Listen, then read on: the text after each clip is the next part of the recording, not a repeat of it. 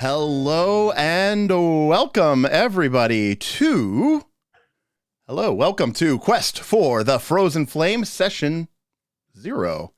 My name is Derik Melinda. I am the Game Master for Knights of Last Call, and I am joined this evening by our 4 players, our 4 knights who are going to be taking on the challenge of the Quest for the Frozen Flame. How are we doing tonight, gentlemen? Excelente. Oh, fine and dandy, like sour candy. There we go. Late.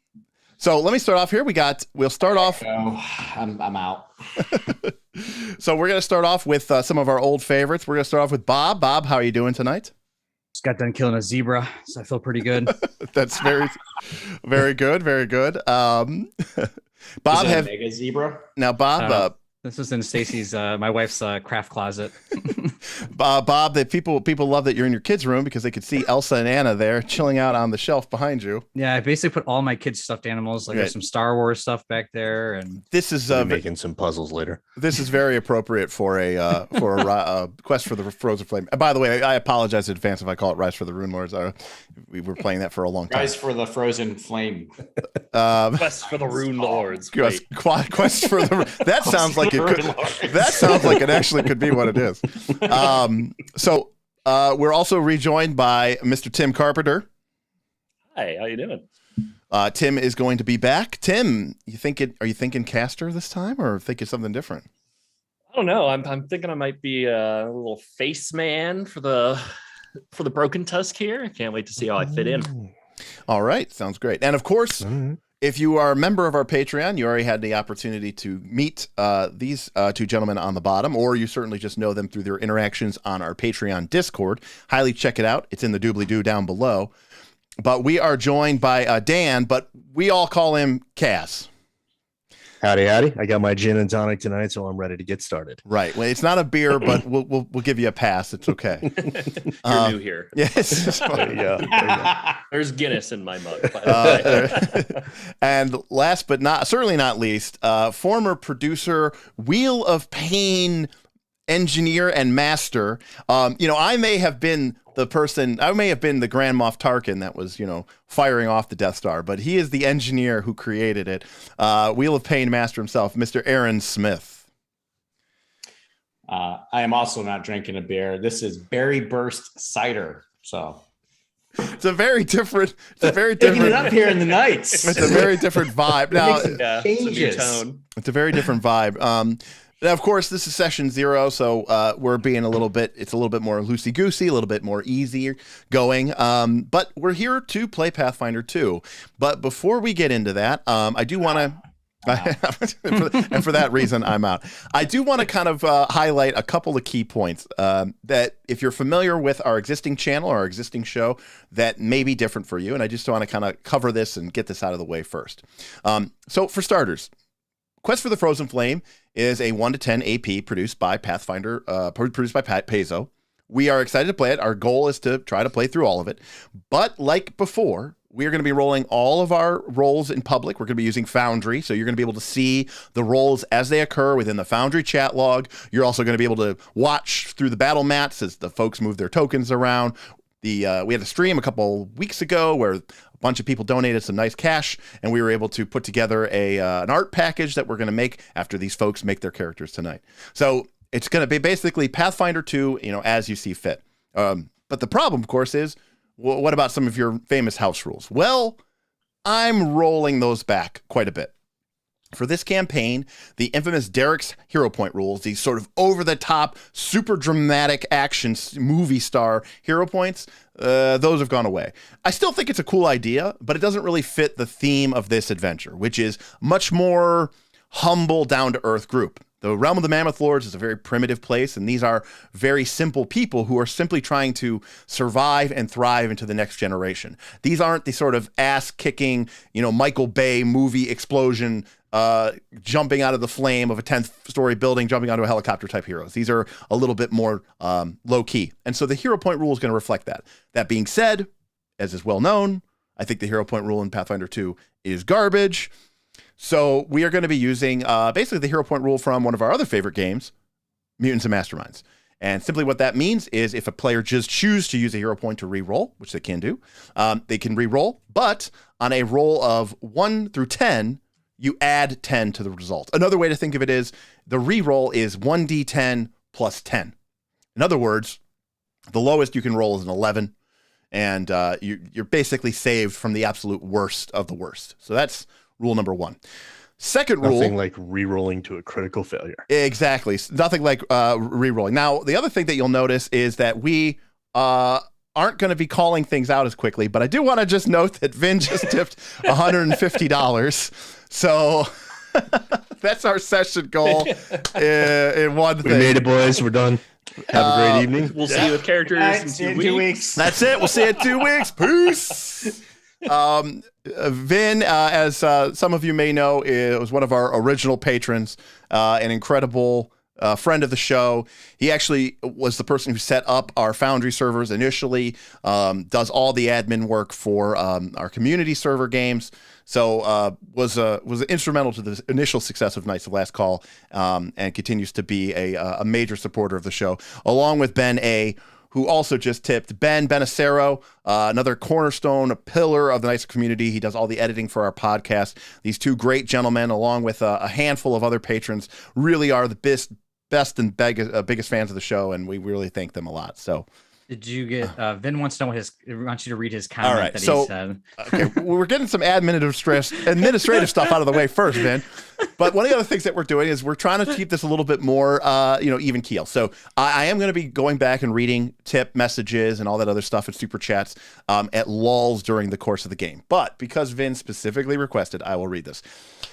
Mammoth, mammoth, mammoth, mammoth, mammoth, mammoth, mammoth, mammoth, mammoth, mammoth. Apparently he was counting on the text-to-speech. So great to see the Knights of Last Call back in action. Looking forward to the shenanigans. Well said, sir. Cheers. That we have plenty of. Cheers to that. And then Ben tipped and said, a toast to the death of those god-awful hero points. Hear, hear. So Cheers. Cheers. So the hero points out. We're doing a slightly revised hero point, but they're going to be pretty more simple. What about those hero points? Guess what? Ding dong, the Wheel of Pain, the Wheel of Destiny, and buy player a hero point is gone. One of the reasons is because the man who did all that behind the scenes is now sitting here playing. That was Mr. Smith, if you weren't aware of that. He was tracking all of those things below and was assigning them all and all that stuff that was popping up. That was all done and handled behind the scenes by Mr. Smith. Now he's playing, so we don't have that producer role to sort of fill in there. And since the game is more complicated than running a 100 line macro, I just don't have the energy or bandwidth to do both. Correct. And secondly, we're going to play this game a little bit more straight. So no resolve points, no stamina points, no this, that, or the other thing, no autofocus point recovery. Because again, a lot of those rules that I changed weren't just because I didn't like that rule. It was because I wanted to set a tone and I wanted to sort of, I knew the group that I was playing with and I knew the setting that I was trying to emulate. And so I created rules that support that. Similarly, if I was being true to myself, I would actually massively punish these guys and saddle them with all sorts of painful disadvantages. So Beyond us being players normally. That's right. Sure. Don't worry, we brought our own disadvantages. That's very true. We got a tip from Steven. It says, I see a lot of swag, a shirt, glasses. What else you got? That is true. Yeah. We're doing some demo merch that Bob had put together. This just came in the mail, Derek. This glass. It looks good. Bob, what's on the back of your shirt? Oh, okay. This is good. Oh, it's so good. Prior rules were designed to encourage that sort of explosive adventuring play. This time we're going for a little bit more of a gritty feel, and the rules are going to reflect that. So that's why we're getting rid of stamina and the Derik hero points and the focus point recovery. Other thing is, we are only going to be doing this AP twice a month, or better yet, every other week is really the way I should say it. Why every other week? Well, because our hope is, because of the support of our incredible, amazing, wonderful Patreon, who have really not only financially supported us, but also told us what they want to see.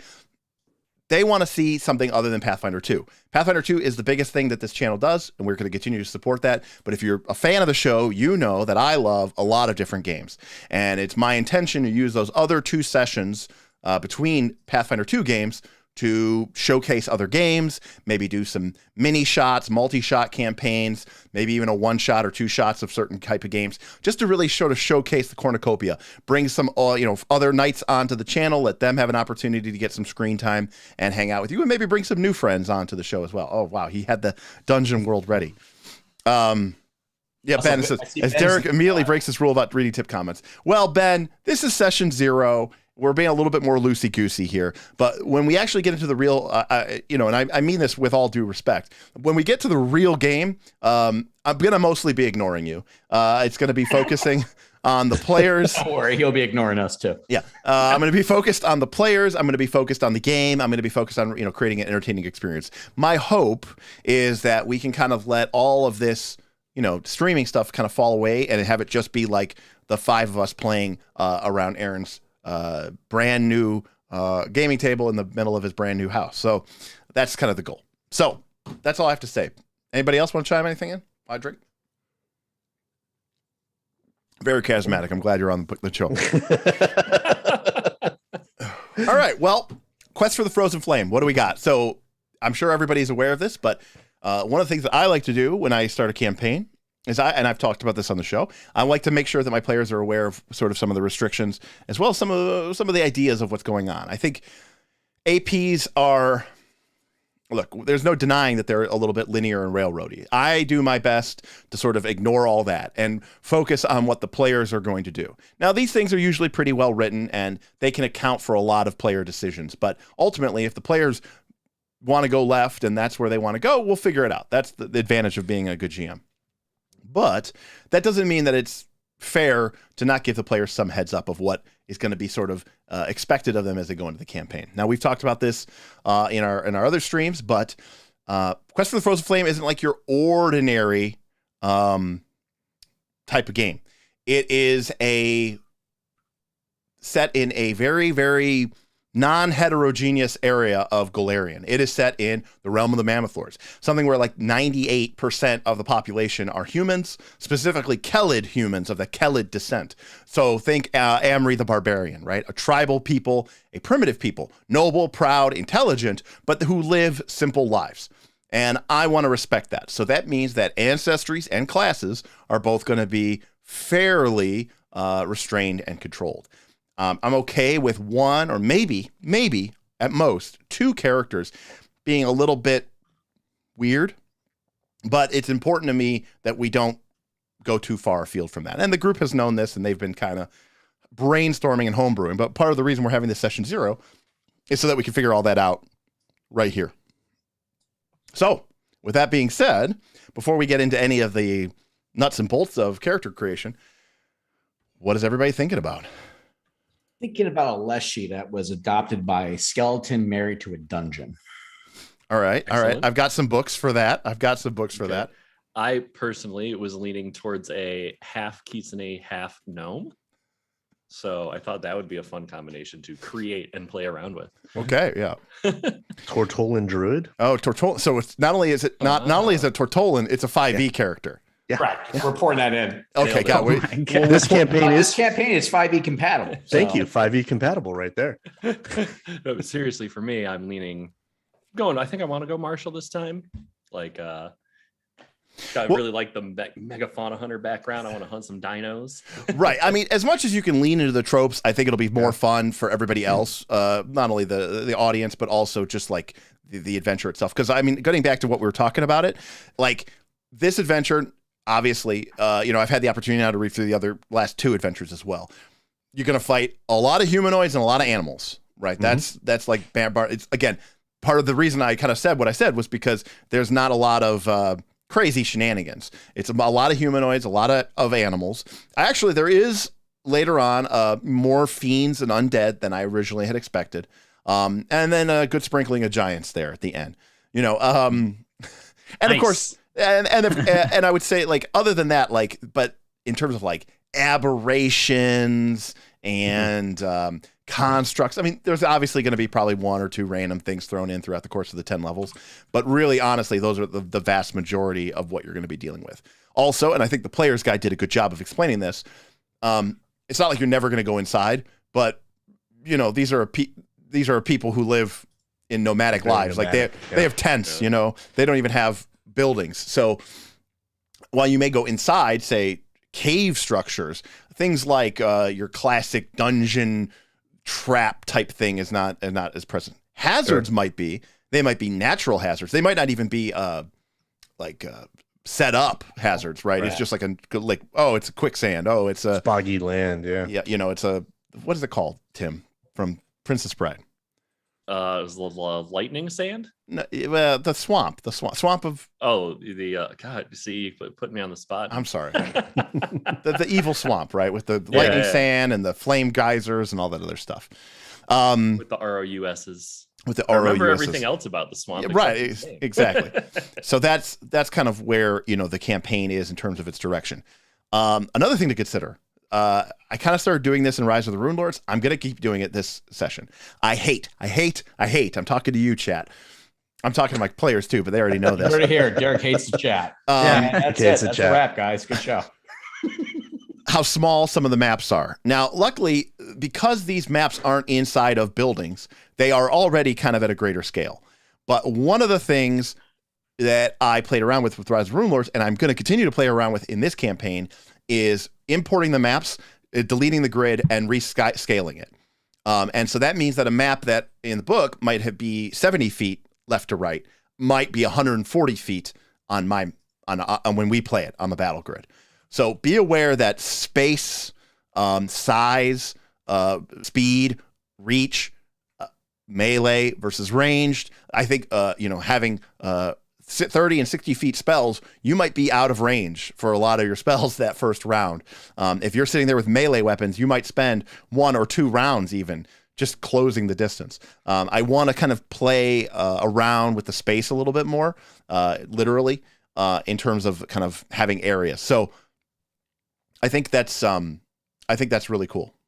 To work with intermittent, like difficult terrain, Exactly. obstacles. Exactly, because you're going to be outside more, and that gives me a more opportunity to deal with cover, trees, swamps, rough ground, icy ground, right, tundra, and that means that the distance could even be more disconcerting, right, Kaz? Where it's like, oh, it's like 100 feet, and it's like, yeah, but 30 or 40 feet of that ground might be difficult. Okay, suddenly you're talking about 180 feet as the person strides.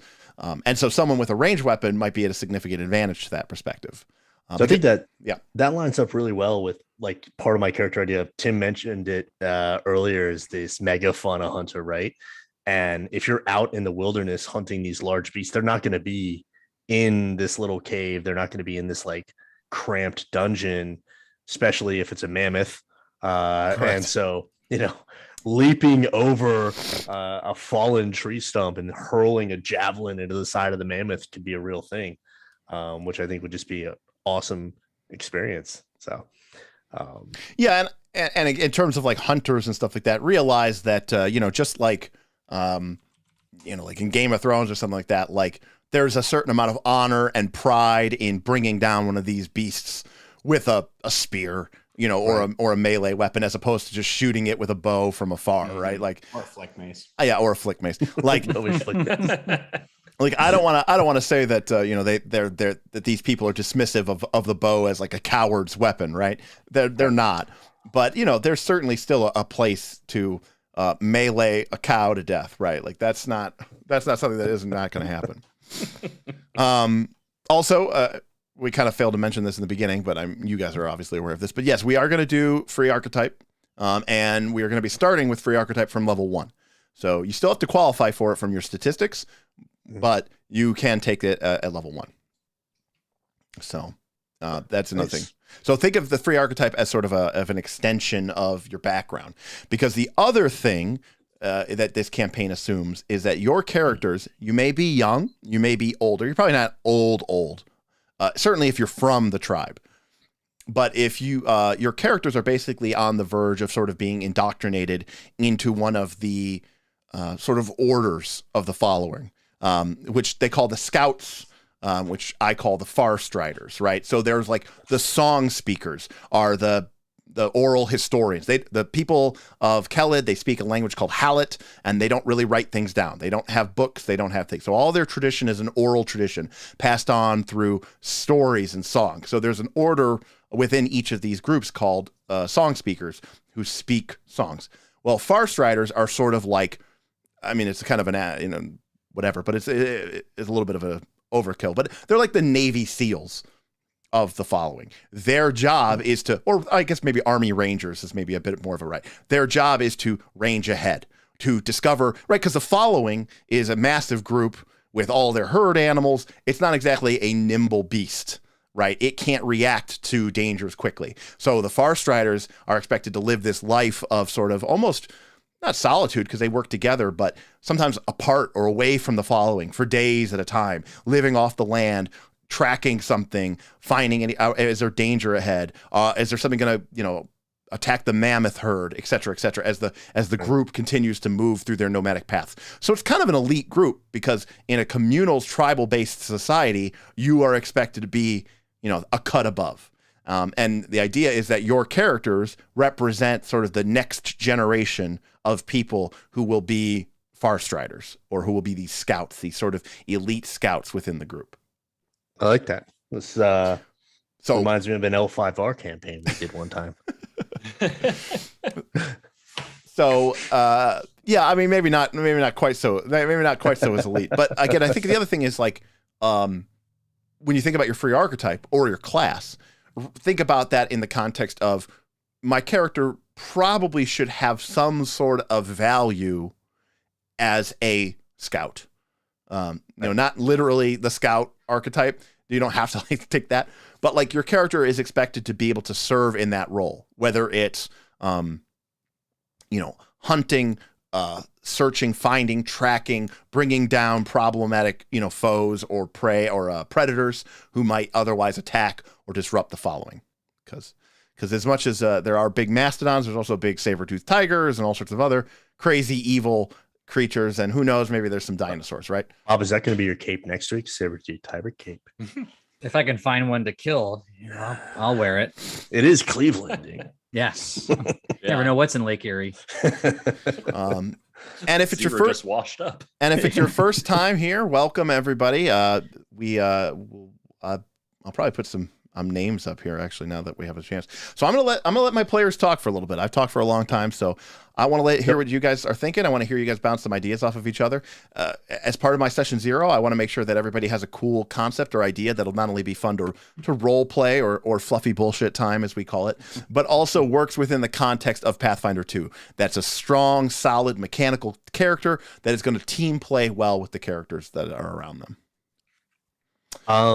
So I was saying to Smith earlier, in 25 years of playing D&D, I have never once played a barbarian. So I would like to give that a go under the humble tutelage of Mr. Bob. Oh, I love the barbarian. the pro, the Pathfinder 2 pro. Bob is the most experienced player, and he is on our And channel. barbarian. and barbarian. Yeah. There's So one that- person knows how to forget a feat. It's this barbarian right here. He's forgotten more about the barbarian than we'll ever know. Do barbarians get focus points or magic missile? I can't remember. But, Oh, magic missile. You should take the anti-magic one. and I loved that mega fauna hunter. I feel like we all like that Ancestry. megafauna hunter. It's I'll say so I'm, good. I do like it, but I'm totally fine. Like, I'm very interested in being like I've never been like, the confident go-to adventurer who's just like, not a sarcastic, lazy POS. So, he's like, yes, I'm here. I want to be that kind of person. And, I was thinking like, maybe you're like, a nice crisp fighter megafauna hunter, but I'm also like really interested in the like Broken Tusk recruiter and, being like the face man of our party and trying to get us through sticky situations without murder hoboing. Isn't there something like a crusader or the Yeah. background is like the former crusader, basically? Yep. Like your Yeah. like your deus X-Men and all that? Divian. I was looking at that one. Oh, yeah? Yes. So that definitely falls more into one of the I don't want to say special snowflakes, but it's like it's more of one of those like, okay, this character is probably, was not born into this culture, right? So to kind of give context for Galarian lore, doesn't really matter for this purpose, but right, here's the realm of Mammoth Lords. Over here was another realm of barbarians who kind of had their own culture. And then when the god Erodin died, a massive portal to the abyss, think Eye of Terror, ripped open, and demons sprawled out of it. It's called the World Wound, and it basically became a gateway to hell, to the abyss. And this country of dedicated sort of chivalric people called Mendev kind of launched a series of crusades, I think 5 in total, to try to seal the breach, to control the demons. So, right next door was this massive demonic incursion, and this nation basically sort of became one of the front line fighters, defenders to try to control it. And these were known as the Mendevian Crusades. So to be a Mendevian Crusader means likely that you came from Mendev, you fought the World Wound. But obviously the Crusades have ended, the World Wound has closed. And so there's kind of this idea of like, well, all I've ever known for almost a generation is battling demons. Fighting demons. All right. And so that's pretty legit. And so what do I do now? Right. So my thought was to de-snowflake it a little bit. So the idea here is, I knew Kaz was thinking about barbarian. I think Tim was thinking about a fighter type, and Bob was thinking about a ranger type. So I could just double down and go full on crusader. I thought instead maybe go cleric. And maybe we need some healing. Yeah, get some healing in this group, right? Let you guys have fun and patch you up afterwards, right? But I was thinking that instead of coming recently, right? So the lore here is that the Fifth Crusades have ended about 3 years ago with the sealing of the World Wound. And I was thinking that my character would be a little bit older and basically actually fought in the Fourth Crusade before he, maybe cowardly decide that he had enough of that and left. So he might have been involved in the tribe for at least a decade. But, kind of like how Tim's trying to play like a heroic character, I'm going to not do that and instead play a little bit more of like a cowardly character, not broken and edgy, but more like happy, drunk character. So I was going to wonder, like, how are you keeping your gear up, right? Because we're out in. I'm not. Yeah, so you're rolling with. I'm going to wear hide, and even though I might have a deity weapon, I'm going to probably use spears and clubs. Is your archetype going to be bard? No. And you can be the song singer also. I think my archetype will probably be related to like my former background, right? So maybe like the shield one, Bastion or something like that. But I like that. I'm not really sure on the archetype. I might fill in whatever. So we've talked about this before at length on the Patreon Discord. But one of the interesting things about cleric is that the war priest really only falls off in the teens. Right. I am thinking about being a war priest, right? Because in you get expert. Oh, so you be strong till then basically starts to fall. Right, but the campaign will be over by then. Yeah, right. Who cares? That's true. Correct. We're right, all going to because, die around level 3. Right. So. Exactly. So they're basically in the normal game, the war priest is expected to be a combatant. The martial characters get expert weapon proficiency at level 5. The war priest gets it at level 7. So 5 and 6 are a little rough, but then he catch it at 7. The war priest is back equivalent with the barbarian and the ranger and the monk. But then when they go to master at 13, the war priest does not.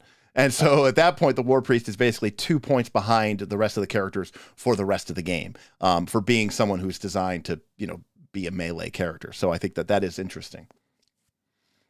I like that too, because so much of the environment is like earning your keep, right? So as a war priest, you're still up there on the front lines with everyone, making sure things are keeping us going. Well, and that's the thing, right? If we're looking at 3 marshals, like I don't want to be the guy standing in the back in a skirt, right? So I kind of want to mix up with my friends and give them some buffs and some flanks. So yeah, I was aiming to have Tim. like a battle, like a archetype that helps, do battlefield medicine or something. Because I knew, like you said, with all the marshals.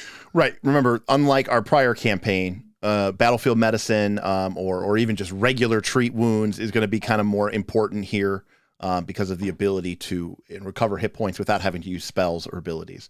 But again, you also have potentially some time between it, and you're expected to also be somewhat self-reliant, as I mentioned as well. Right. Hey, you're out in the wilderness. You need to treat a cut before it gets infected. Right. All right. Anybody else? Tim, I mean, Smith, I was Bob? thinking I think I want to do Ranger, and that's the most exciting one to me.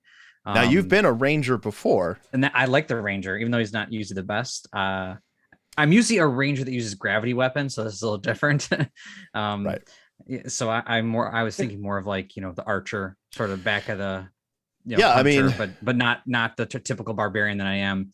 But then maybe splash in some kind of druid archetype, but I don't know, that you don't really get your first feat to like level 4, which is fine. I guess that's normal, but it's just, yeah, but I mean, because let's be clear about this. When we it's think just about rough. when we think about free archetypes, if you take your dedication, you'll get it at 1, which is worth Yep. 2 cantrips, and primal cantrips include electric arc and and that's kind of my jam. and Just you don't can also take magic missile. yeah. When does he get magic missile? Yeah, he doesn't. Thank God he doesn't get magic Don't missile. find a feed or loophole to get that. Yeah, That's no- no scam. But like, if you take spell casting at level 4, Yep. you're gonna get That's what I was looking at. you're gonna get 1 first level spell, and then at like level 6 you get like a second level spell, and then at level 8 you get, or maybe 10 or something like that, you get your 3rd level spell. So Yeah. you're not really, and then the campaign's going to be over basically. So Correct. you're never going to really get, now granted, that's for one of your free archetype feats. It's not the end of the world, but just be aware, you're not going to be some sort of spell casting Correct. powerhouse. I wanted to be the Ranger because I thought that was pretty cool, but then I was thinking maybe just having the druid as a little bit of extra support. Again, knowing what Aaron was saying, also with us being all melee, or mostly all melee martial characters, it'd be nice to have some kind of trick up our sleeve or a little bit of bonus in the tank.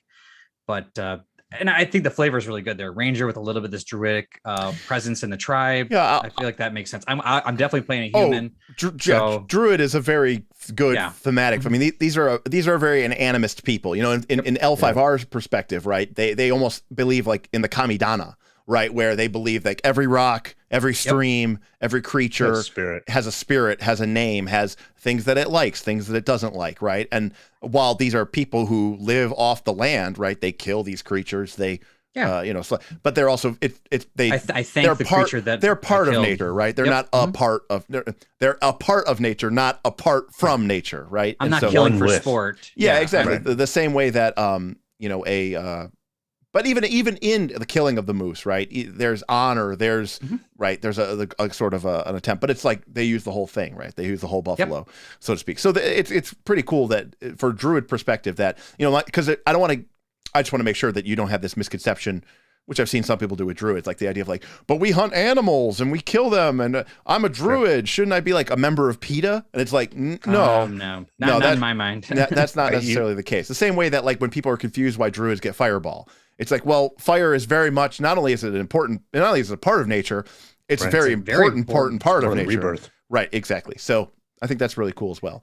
And I did like it that way versus vice versa. I think, especially for me, I'm more of a martial type character. I think going strong in the Ranger, which is something I feel very comfortable with, and I think I can have a lot of fun with, then tapping into druid would be very nice versus the other way around. Yeah, I believe that.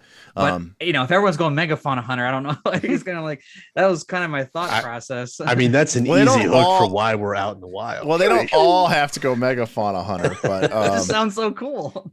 I mean, it's again, I will be the first to admit that we have a little bit of liberties with the backgrounds here, because a lot of the backgrounds assume that you're like growing up in some pseudo-European medieval town. You're like, I'm a law clerk, I'm an accountant. I run a nightclub. Like these were the most boring people before they became adventurers in normal Pathfinder 2. It's actually that's why they became adventurers. That's why right? I mean, they were just so sick of it. They couldn't take it anymore. So yeah, I think that it's I think it's really interesting to, don't just be locked into this one concept, this one idea.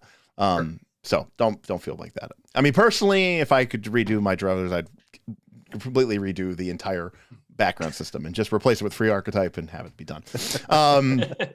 Which is more or less what we do. Correct. I mean, Right. But again, there's just a lot of things that there's a lot of things that fall off that just don't matter as much because we know that the campaign is going to end at level 10. So you don't have to plan for that level 15 build or that level 20 build. Even something like silly, like I'm not like when you get to level 5, the natural inclination is to take your 18 and put it to 19. it's true. But Because then at 10 it'll go to 20, which is true, and we will reach level 10. But that's going to be for like 1 or 2 or 3 sessions, right? So there's almost kind of a value of not taking a stat above 18 to a certain extent when you get to level 5 and you get an ability boost. So some things like that are just things that I think you should keep in mind as you kind of think about it. The other thing too is we talked about this. We've done episodes on the channel about this. Making sure that you have a wide group of skills, right? Some skills are good selfishly because you need them. Other skills are it's okay if one person has them because other people can follow the expert. But if you're in a situation where they can't follow the expert, then they could be in real trouble, right? Like if you have one person who's an expert in athletics and you guys are going over the mountain range, everybody can just follow them. Okay, cool. We all get a pretty sizable bonus. But if suddenly you're in a fight and you're climbing and you're not in exploration mode and you can't follow the expert anymore, then that deficiency can become kind of an apparent as well. All right. So we've heard from Bob. We've heard from Smith. Kaz. Yeah, that's what I had mentioned earlier. Like I said, this barbarian concept. What about your free archetype? Don't worry as much about that. What I want to know is about that yet. Yeah, I mean you should. I mean we should at least. Don't worry about that little guy. What specifically about? I mean, obviously Deeps is kind of the name of the game here. But was there a type of barbarian that really stood out to you?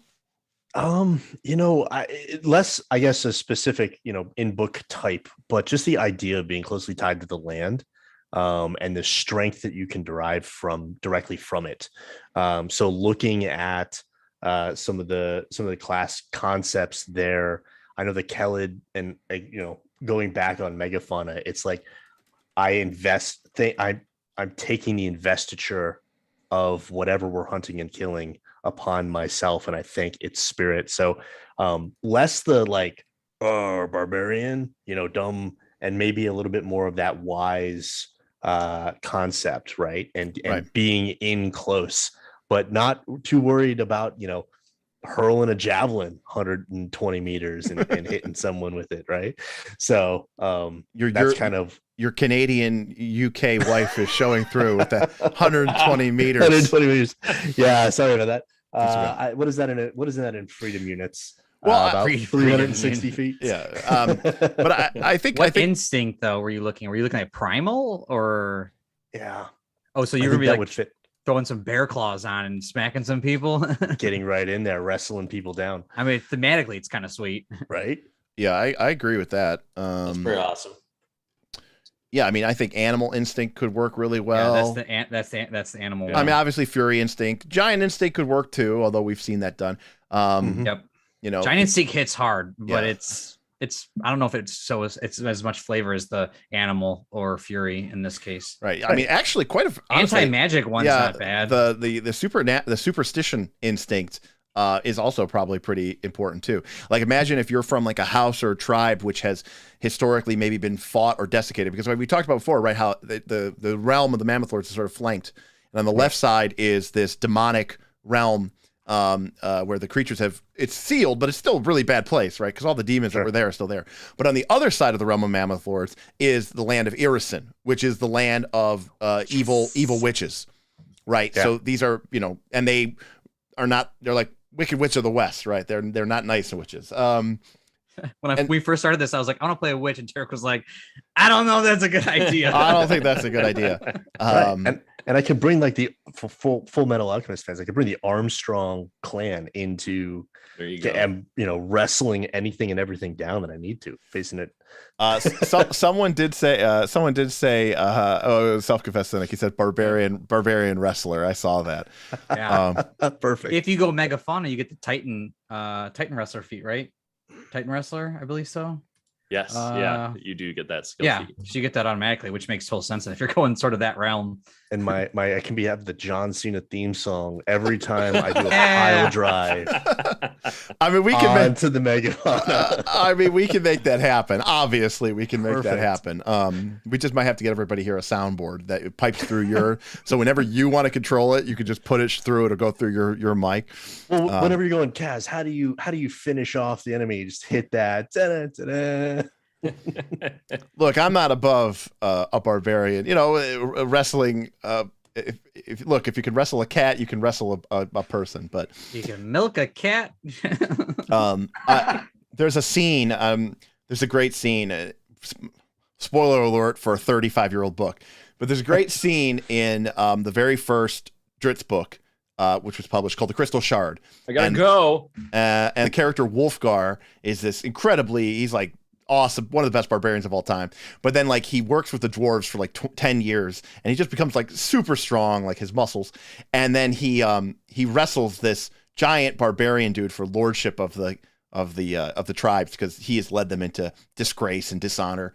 And Wolfgar just like grabs him and just holds him until he just crushes the dude, like in a massive bear hug.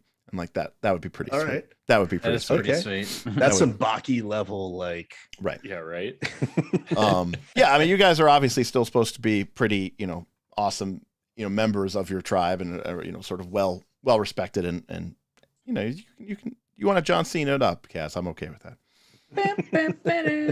So Tim, you were mentioning things about like being a face or whatever like that, but Yeah. there's So like, not as when I mean, don't get me wrong. So there are other, right, the kind of the structure of this land is there are these clans that are called followings.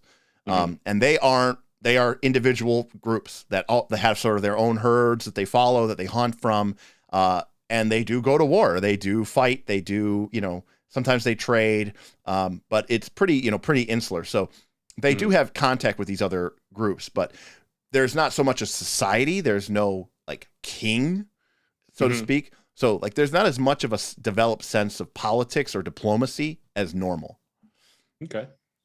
That's Could still he interesting be to me. could he be driving to become like a new Mammoth Lord? Well, yes. So Trying to be the leader of our pack. Yeah. So a couple of things. Mammoth Lord is a title given to anyone who manages to tame, domesticate, or otherwise sort of have lordship over not just technically a mammoth, but any of the megafauna type creatures. But, that's lame. So for our purposes, it's pretty much mammoth, right? Mammoth or bust. I'm okay with that. Mammoth emojis in the chat. Yeah, if you're an adventurer, let's see the mammoth emojis, right? Mammoth emojis are bust. And let me take a quick. I see a couple of things here. A couple quick chats. A couple of things here. Henry tipped $10 for quad martial party. Love it. Who's taking the primeval alchemist archetype? No alchemist. Although originally I was against alchemist. I will admit that one of the that sort of primeval alchemist is someone sort of like a medicine man or like an herbalist is pretty cool. I will admit that is pretty cool. Self-confessed cynic super chatted for the metric system. Neurolancer super chatted for the metric system. So we got a lot of metric system love going on today. All right, freedom units are out. Metric system is in. Star Wars Saga Edition used 1 meter squares. Interesting. Instead of 5 foot by 5 foot squares, it used 1 meter squares. Which if you think about a little more realistic. it's a lot more realistic. I like that. Yes, and Also, it makes it real easy because now that solves like the 4th edition problem, right? Where your speed was listed in squares. It's effectively the same, right? exactly. What's your movement? What's your movement? 5. My movement's 6 meters, so you move 6 squares. Exactly. Right. Beautiful. Exactly. It actually was pretty nice. I can call that take down the metric mash. Oh my gosh. Yeah, but yeah, so I was thinking like as the face, like the Broken Tusk recruiter background specifically. Okay. And so that's where I was aiming with it when I say the face. Like I want to, be the guy who's liaising between all these clans. And if you're telling me that that's not going to happen much in what we're doing, no, it'll absolutely happen. Still very important. Then I am absolutely that's where I was aiming. Sweet. So I'm like either with, like I was thinking like a rogue for that, like a mastermind rogue. Or maybe just a fighter who has a good charisma for a change, like right. That is be like a Like fighter interesting. marshal kind of thing. Yeah, I Derek think had that for 2 minutes, and that was pretty sweet. Yeah, I did have a fighter right. marshal for a few seconds. Someone in chat even mentioned, I think, the martial archetype, which I do think is one of the stronger free archetypes, it gives you a kind of a lot of buff abilities, and it's basically tied to having either a good diplomacy or a good intimidation. The intimidation is sort of more of like a penalty aura, and the diplomacy is more of a bonus aura. Yeah, so that's kind of where I'm leaning. I mean, I'm happy with rogue or fighter in that. So let's talk ancestries off the start. Now, you all know my sort of restriction here. So who here was thinking of not being a Kelid human? Smith was the only one. Okay, I think it was just Now, Smith. and that's Smith. That's because you want to be a Mendevian human. Correct. Okay. We're all humans. You're humans. And again, not that I think that this is a bad thing, but that means light is actually going to matter, and it's actually going to be cool. It's actually kind of cool. Yeah. Vin says fighter Marshall is badass. Steven Feldman says Marshall is amazing. So Human has definitely returned. Kaz, why don't you tell the folks about Human? Oh gosh.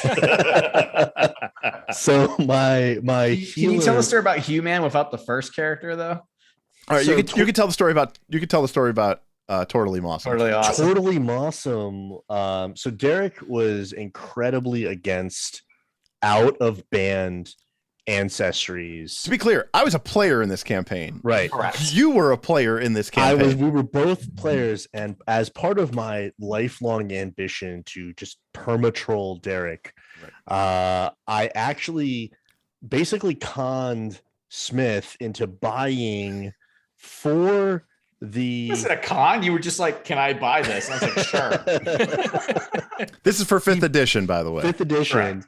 He bought the expansion. Was it what were we in at the time? So this was on Roll20. Roll20. We were using Roll20 and D&D Beyond. So I had to buy it twice so that you could play the Tortolans or whatever they were called. Yeah. So that I could be a druid named Tortally Mossum, which survived actually for like 3 or 4 sessions. Yeah, it survived until the TPK that killed everybody. Right, because I was a druid of the moss, or the spore druid. That's right. Not a single thing about this sounds even remotely cool. It all sounds horrible. It was perfect. So then RPG cringe.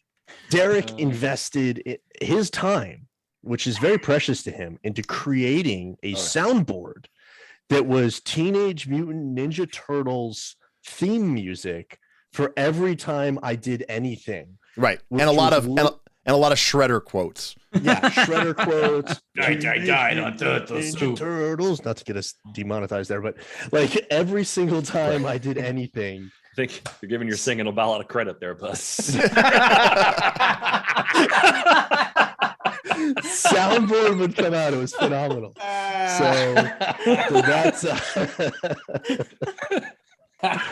So that's where Totally Mossum ended his life, and my personal joy that I got out of that was how much energy you put into trolling me. Right. And we kept it going. And we all died, and I thought, okay, good. This too shall pass.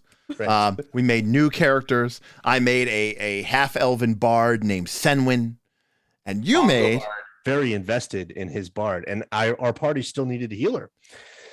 So, I was forbidden from becoming this Tortolan, right, ever again.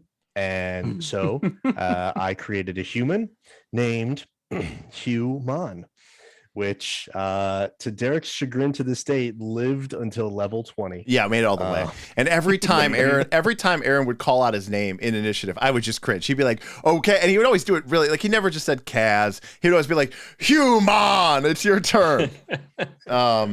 It was horrible.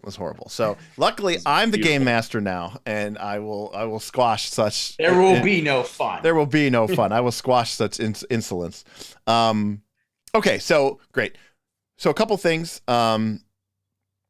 We got a bunch of humans, a bunch of Kelids. Cool. That's number one. Number two, we have one quasi-special snowflake character. Cool. And it's not even that quasi-special snowflake character because it's literally one of the approved ideas from the book. So it fits well with the context of what's going on in the greater scheme of things, which is important. And it has a really cool tie into some of the events that have happened to the Broken Tusks in the recent past. Oh. But the other thing that needs to be considered is that sort of decision about class and heritage for your ancestry. That is an excellent question. Because if you're all humans, that's cool. But, you know, I just want to make sure that you guys are sort of aware that not necessarily every heritage, like just because you're a human, probably going to, you know, hang off of the Dampures and the Duskwalkers and the Gonzis and the Sulis and the Sylphs and the Tieflings and the, you know, I mean, I might be tempted to allow someone to be a tiefling if they really wanted to, because like the idea that like you were cursed or touched by this darkness. We can go winter touched, right? Oh yeah, absolutely. Winter touch is like my favorite. That's the one I use in Aaron's campaign. I really have always enjoyed that one. Yeah, skilled, versatile, winter touched are all really really fine. Probably either feat human or skill human. Feat human or skill human, yes. Well played. my heritage comes from a line of people who believed in skills. I had many feet. Yeah, you know, it really does feel like they fucking just gave up on that one, didn't it? You're like it's like, why don't like after reading those first two, skilled heritage, versatile heritage, you would expect the third one to say cold resistance human. Like that's what you would expect. It's like, oh, I am from the cold resistance people. We have long lived in the shadow of the great glacier, but now we have come out to seize our destiny for all cold resistant people. Yeah. You know, Damien has a cool concept, which I don't mind. You know, again, we talked about how important the spiritual essences are to these characters. And, you know, if somebody did want to have like an elemental influence with like a Freet or, you know, or one of the or one of those, it couldn't necessarily be that you're literally, you know, your great grandfather was a frickin', you know, genie from Aladdin, but it might be that your character instead is more like the spirits of fire are strong within him. You know, he comes from a bloodline known to, you know, have fiery passion and fiery temper, and that fiery sort of spark lives within him. The spirits of fire are awoken within that's this person. I think that's kind of cool too. I actually think that's pretty sweet. So A+ for that. We would probably just mess around with it a little bit, and I wouldn't give you the Efreet trait. Not that it'll really matter that much, but you would probably get like something like some sort of elemental trait instead of just the Efreet trait. Again, that would probably have almost no influence on the actual game. So that's pretty simple. That's pretty straightforward. So classes. So Bob, I'm talking just primary here. Sounds like Bob Ranger, Kaz Barbarian. I'm doing it. Smith Cleric, Tim Fighter. All right. Fighter. There it is. Trained by the fighter marshal.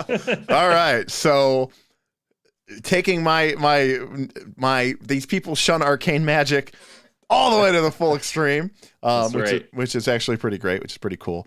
Just selected hard mode for the campaign. Bones I don't know. and blood. You just picked up a fighter, so that's pretty strong.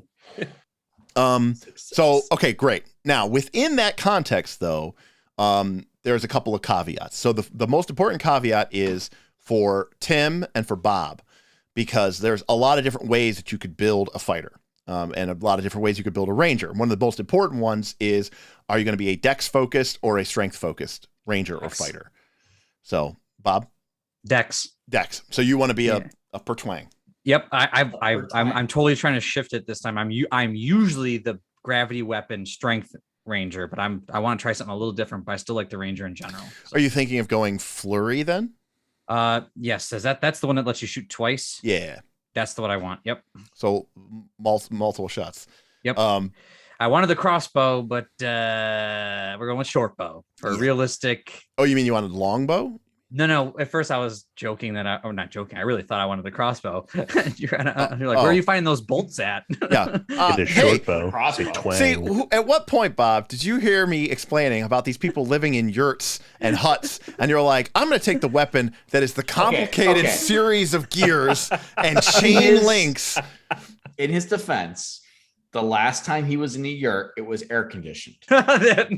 It was like a floating air conditioner. That is true. In our other Pathfinder game, we arrived to the dungeon in flying cars that are air conditioned, thanks to our inventor. So the that yurt is. had an air conditioner. You're welcome. To the You're yurt. welcome. Just shout out to Saigon Geeks, who says, "Who else is making a character for this campaign while watching?" That's pretty cool. Nice. Yeah, I mean, hey, we might need them. Listen, I'm curious. Tell me that if you're a member of our Patreon, and I know a lot of you are, and if you're not, you should be. Check out the link below. If you do make a character, if you wanted to join this party, if you wanted to be the fifth man, the fifth woman, the fifth person, to join this group of fighter, barbarian, ranger, cleric, what would you make? And we have a quest for the Frozen Flame channel on the Patreon Discord. So go ahead and post it there, and we can kind of see what everybody else would have made. I think that'd be a pretty interesting thing. Now, of course, there's a lot of decisions to be made individually within each of these characters. We don't necessarily have to cover all of these, like what are the specific stat arrangements and things like that. For example, bows are propulsive. But I think there's a couple of things that we could definitely talk about. So the first is, Bob, you want to go with a ranger, you want to go with a bow, you want to go flurry. That's all good. That's cool. Yep. Tim. I was leaning a little bit towards the dual wield double slice route for the fighter. Okay. I figure we've seen the champion do some sword and board, and I'm just gonna go in there, and the best defense is a powerful offense.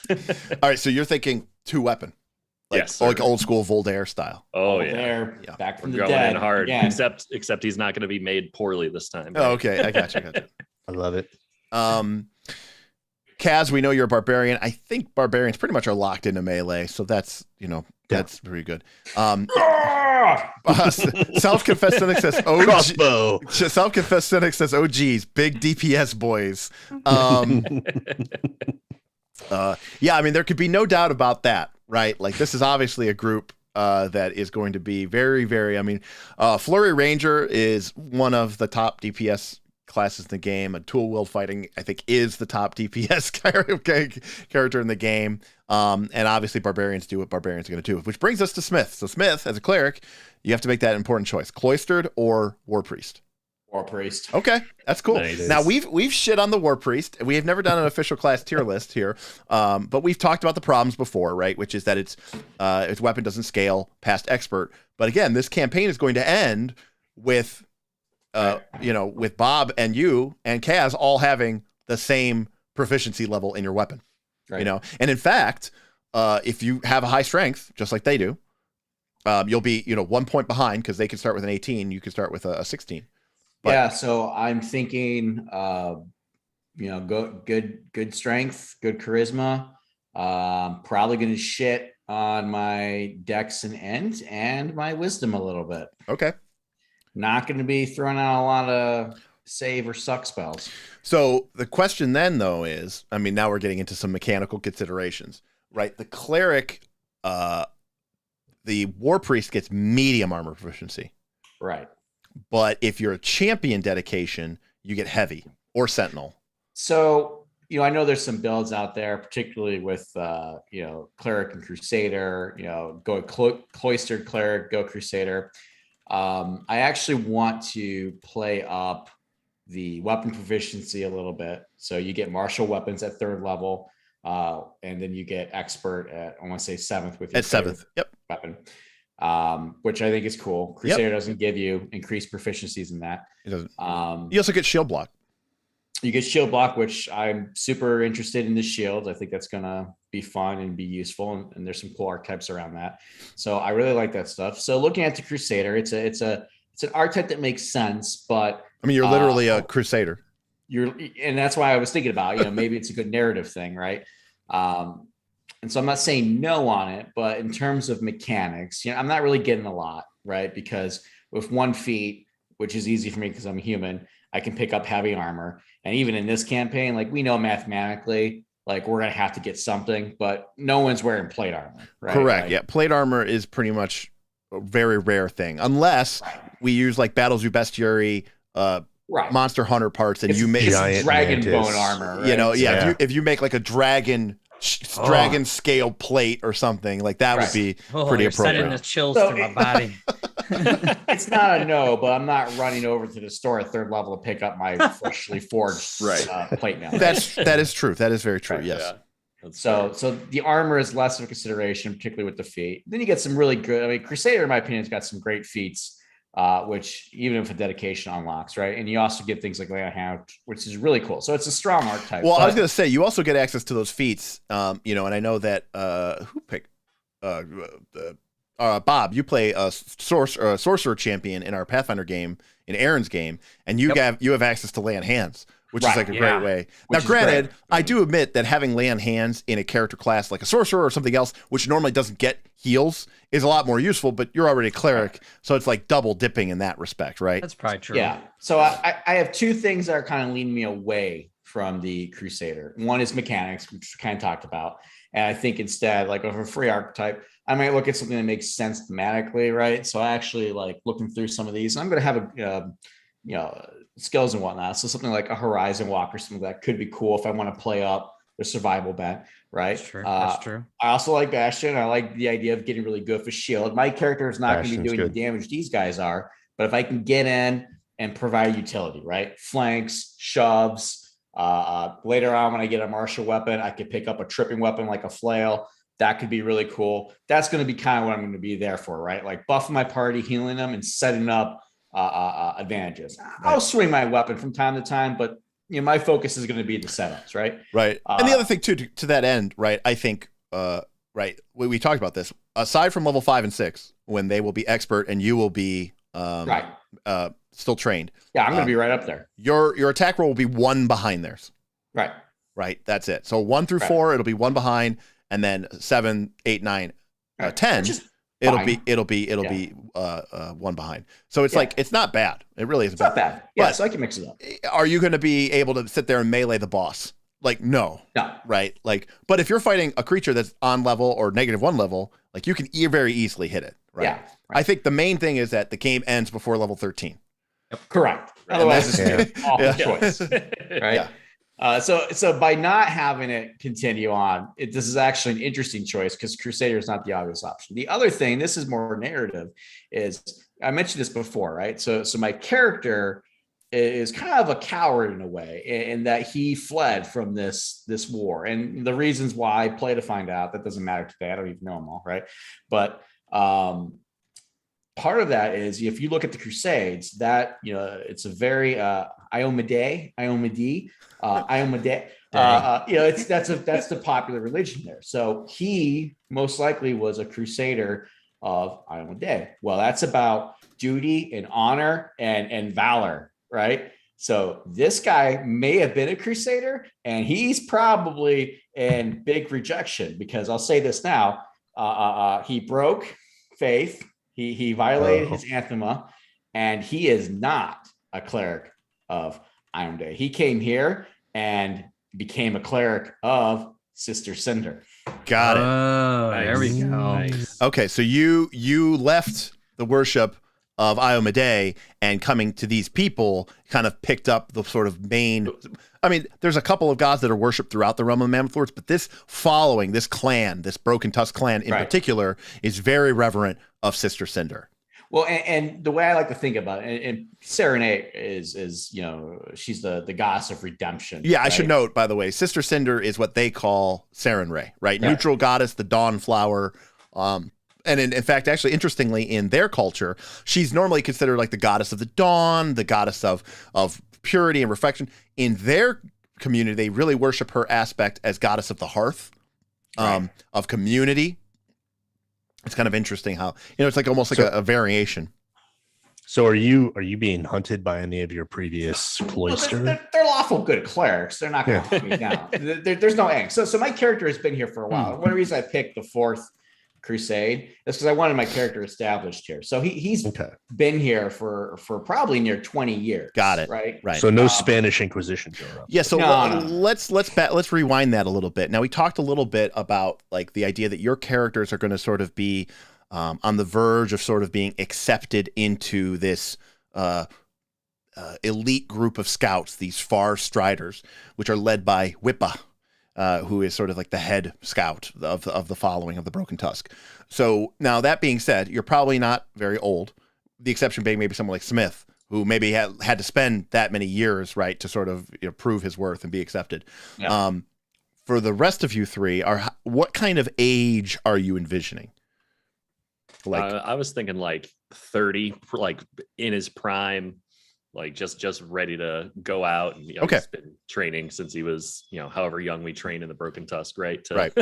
Okay. Be a recruiter and be in the wilds. Yeah, because some of this will have to also tie into your background, right? Because like, right. Well, I was also thinking like perhaps I know Aaron's character because my ancestors, like my parents, were the previous recruiters, and they recruited him and brought him in. right, like they Like were sort of he has a little bit of a mentorship with me. right. And Okay. and Tim, for people who may not know, like what does a Broken Tusk recruiter mean in terms of Yeah. like, So it means, I'll go out, and if our clan during our travels finds a wayward traveler, we'll talk to them and bring them in, and try to make them a part of our clan, or Right. find their place out. you are the wilderness. Borg, you'll Yeah, assimilate. we assimilate. Assimilate. Right, exactly. No, that actually makes a lot of sense. Like, right, like maybe, like you said, maybe that's kind of a cool concept, right? Like your parents, maybe, this is a rough land, even for people who aren't that. Maybe your parents died sometime after that. And, maybe in a certain way, like Smith's character has sort of been like a surrogate father, right? Like he was like the closest thing you had, but like he's also not really part of the clan either. Like it's this kind of weird thing. And so maybe you were like, I really see the value of some of these outsiders, even if other houses and even other leaders don't. Yeah, absolutely. Like I like you speak for his quality, you speak for his importance. And I just I said, that's the attitude I want my character to have in the campaign. It's not one I usually play. So right, it's that's like very nice to be different. like, no, bring him in, be good. Yeah, that's very different, Tim, from what you usually are. You're Yes. usually a very sarcastic, very Paranoid cynical, murder paranoid hobo. murderer. Yeah. Thief Lord. Aaron made a game where he was like, guys, this is a perfect utopia. The city is full of love and life, and these people live an idyllic life. And they rely on each other. Yeah. Everyone, it's a And Tim's like, intermingled community. I'm a murderer for hire. I'm an assassin. Literally went out and was like, Aaron, I go to earn income. Does anyone need to be murdered? in the utopian the man society. had a job and a past, all right?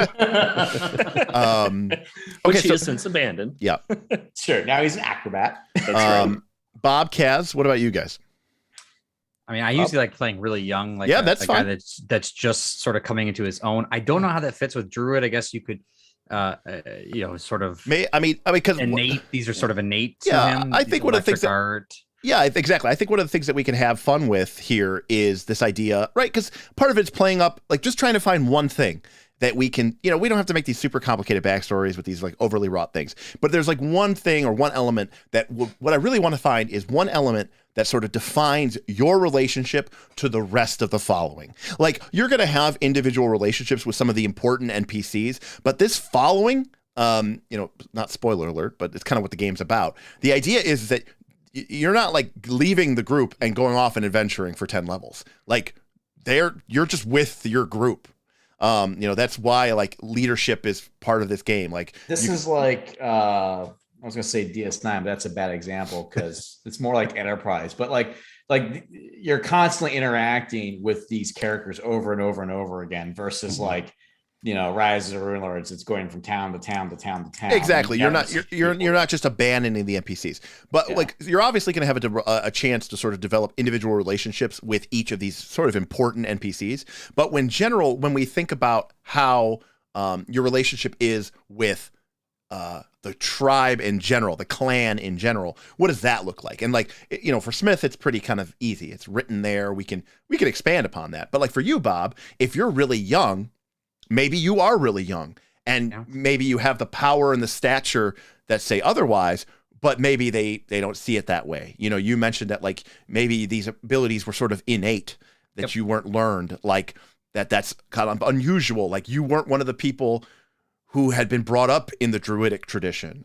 within sort of your free archetype. Yeah, that's why I think I'm the ranger, right? I was this guy that was going to megafauna hunter, and then it's like, oh wait, I have something that I'm not really sure what's going on with. Right. I'm still young. I'm learning. Yeah, this. think of it like almost like a channeler from Wheel of Time, like discovering that they are a channeler, right? Yep. And you're like, oh, there's this new power awakening within me, and it don't still me. Yeah, and maybe even, I mean, if we want to go real deep, well, just the idea that your character, I'm not trying to say that you were callous, but your character grew up as a hunter. Yep. And now suddenly you like can kind of not really right away, but you can kind of talk to the animals. You know what I mean? Does that change your relationship with them at all? Like actually was, I was looking into that. Like when you have to take the druidic order, like do you take the animal order, which is more like an animal companion type thing, or do you take like a wild order, which is like shaping yourself into like the animals themselves? So that's something I have to think about. No, I think that's actually really interesting, because part of the idea could be this idea of like fully embracing the spirit. Maybe you can only wild shape into animals that you yourself have personally slain. Yeah, that's what I was thinking. Sort of like awesome. that's actually one I picked was wild order. That's the one I'm looking at. That's kind of cool. I mean, I think that's actually a really cool idea. But something I wasn't ready for. Like I was hunting, and all of a sudden it started happening. I'm like, kind of like, why is this? Is it something in my mind? Anyway, that I'm overthinking a little bit, but that's where my mind is leading me. No, I think it's a fantastic idea. And again, I just like the idea of how can we easily, in one sentence, sort of sum up your relationship with the rest of the tribe. Yep. You're young, you have these new abilities which are manifesting, and maybe you don't fully control them, right? Yep. Very. Jesse says Bob is naive type. Yeah, very much, very, very naive-ish. Sorry if you don't know what Wheel of Time is. You should read it anyways. It's really good. I'm on book 5. Fires of Long. I mean, it's a great book, but it's pretty good so far. I think I'm like 10 hours in, and it's pretty good. Okay, so the beginning of that book is amazing. Yeah, it just reminds me. Well, it's off topic, but it reminds me like when I read Rick Riordan, I'm like, man, Wheel of Time has got a lot of depth to it because I like Rick a lot. Yeah, for sure. And then that leaves us with you, Kaz. Man, I think I'm gonna go younger here, right? We've got Smith's character coming in. He's an established guy, and he's being accepted by the tribe. Well, right, and slowly, but maybe I've always been there. I've always been part of the tribe, and I'm like, wait a minute, what's going on? Like, I'm a little bit of strife. Here. Yeah. Like, okay. Why is he suddenly the man of the hour? And then we've also got Bob's character. He's starting fires randomly or turning into bears or electric arcs. And I'm like, I've done everything by the book. I'm the strong barbarian, right? I'm the guy who's always been out there on the front line. You're like, I'm the iconic from the core rulebook. I'm literally on the cover, guys. Why am I not getting any love here? Actually, one of the adventures literally has Amory as a barbarian. Right. So that's kind of what not like complete. I don't know. They always the old phrase that I heard is role playing an asshole is just being an asshole. Sure. Sorry. But pretty true. Yeah. That's not where I want to go with that as far as all that's concerned. More just along the lines of like, maybe there's a little competition in there. So, Smith takes the front line. All right, I jump out a little bit further. Maybe I'm not always in a perfect flanking position for him because I don't want to give him that hit. Yeah, no, that kind of thing. No, I think that's great. And one of the things that I think will be interesting for us and for the audience to watch is to see, do you come to accept him, as a brother, or do you come to find that he is the coward that you think he is? Because to be clear, by his own admission, he is a coward. He abandoned his own people. What would make you think he is not going to just abandon you all? Right? The first time someone shows up with some shiny full plate made of metal, he's out of there, right? Yeah. All it takes is one well-honed sword and he's on to the next tribe. Right. No, I think that's interesting. I think that is really cool. So those are kind of our core classes. Bob zooming in, freaking me out here. Oh.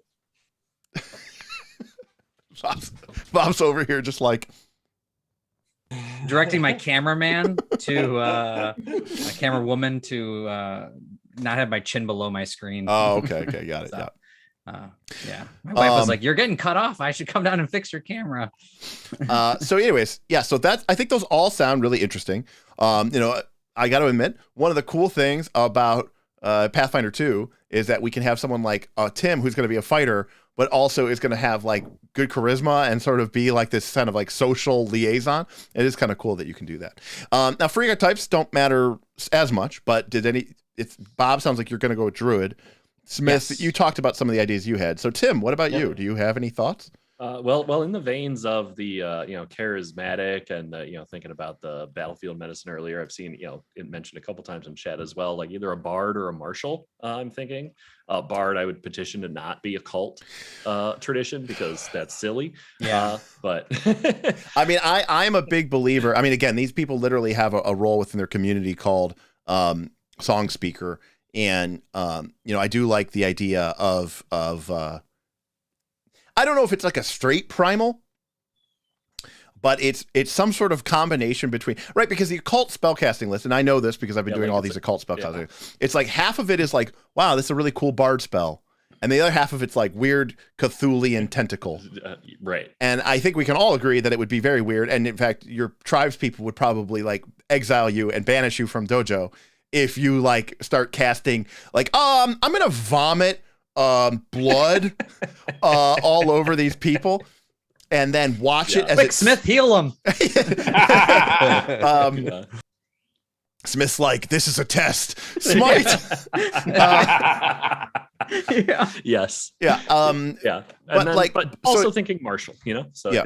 Yeah. Though, I mean, I think that's really cool too. I mean, I think the really real key here is, do you guys want a little bit more spellcasting pop? Right. Now, we talked about before, it's not going to be a lot. Like, even if you go free archetype, by the way, you don't have to take basic spell casting. There are other ones to take, because I mean, you're going to get your bardic, you're going to get your dedication at level 1 instead of level 2, and then you're going to get a free archetype feat at 4, 6, 8, and 10. And the 10 one almost doesn't really matter.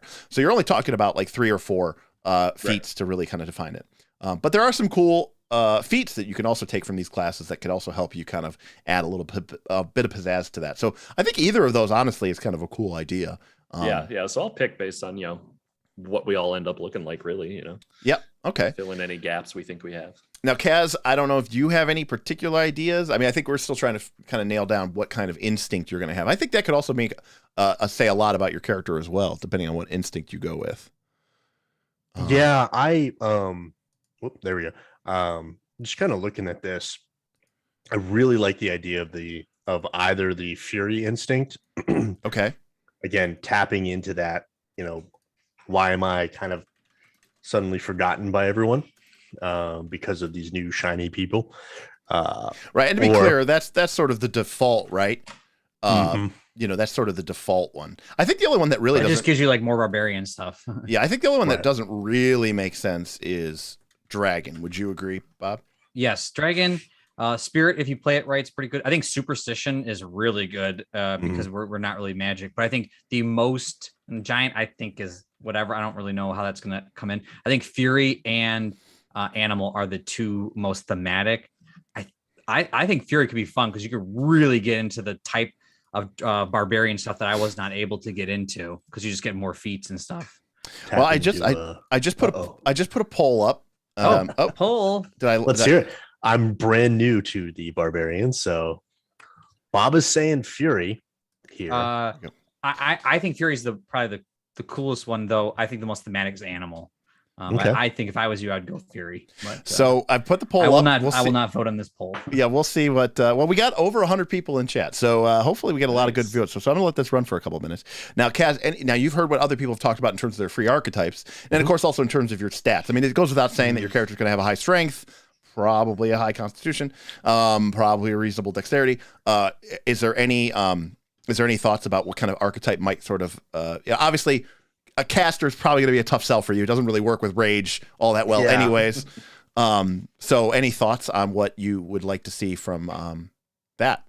I mean, even though we do have a lower alcohol, even though we do already have a ranger in the group, I think from the perspective of joining the scouts, again, I'm following. I'm the Boy Scout, right? I'm following all the rules. I'm doing everything I'm supposed to do. I really feel like ranger could be an interesting dip just from a roleplay perspective. Yeah, I mean, there might be some interesting feats in there that you could take out. I mean, I encourage you guys, don't be afraid to make mechanically cool choices, right? I mean, as it sounds right now, when I look at the group, Okay. I see one major weakness. Now, to be clear, Bob is going to have flurry. Tim is going to have 2 weapons. Both of those character classes are very good at dealing with groups. Especially Tim's character, right? Because he can, a ranger is good because the disadvantage of a martial character is if you kill the enemy you're fighting and there's 4 enemies and they're spread out, now I have to spend 1 or 2 actions to move over to the other one and then attack it. And then I have to spend 1 or 2 actions to move over to the other one. A ranged character has a lot more, range in dealing with these threats. And then a 2-weapon fighter can literally, make a bunch of extra attacks to try to deal with a bunch of foes. Because the one downside of martials, as we know in Pathfinder 2nd Edition, is they're great at that single target dealing. But you've got a divine caster, primary, and divine support caster, right, with low wisdom. So it's buffs. And so I think the area where you guys are going to struggle is sort of that AoE, big group fight, because you're not going to have the 3 fireballs like you would normally see from maybe like our current Pathfinder group. Right. Which isn't to say that that you don't have strength. And I'm not trying to say that you should fireball 3. I'm not trying to say that you should change anything. But I think when you guys make your characters, it's very smart to be aware of that, right? Yeah. Derik, someone, Damien in the chat, I think I had a funny thing, but I don't know if he's going this way or if I was. Oh no, Entropy said this, but.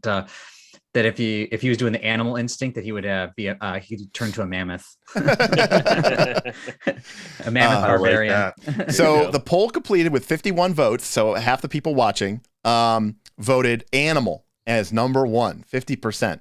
They said it's stronger. They said it's stronger than Fury. I don't know that. I haven't done them both. So you know what? I love it. I love the idea of maybe the rage taking over me and just going like that little bit of shape shifting going on and diving all the way in.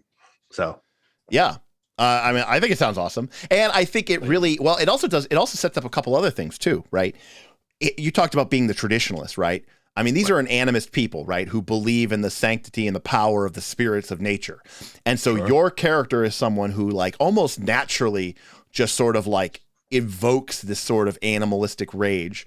And then, Bob comes in and just one day gets druidic powers and you're like, well, you didn't earn that. You're not, maybe, you're not you're not the way it's supposed to be, right? Like I'm supposed to be the sort of animalistic, person to that end. A giant got lowest, and that makes sense because Bob played a giant instinct barbarian in our last campaign. So I don't think we need one there. But the second place one was superstition. So that's kind of interesting as well. Yeah. I personally think the animal instinct is pretty good. I do see here ape, bear, bull. Do you have to choose it? Yeah. Someone said polar bear. Which one? Oh, dude, that is kind of sweet. There you go. That's Yeah. slug. I like that. That's slug. Select animal. So Vin is going in. He goes, animal instinct barbarian wrestler. You got to admit, Kaz, that could be pretty sweet. That's pretty good. Much soundboard potential right there. I mean, we did talk about the John Cena, and you know what, Kaz, the people would love that. the people would love the people's elbow. And also, let's be clear about this. This is a unique opportunity for you, Mr. Kaz.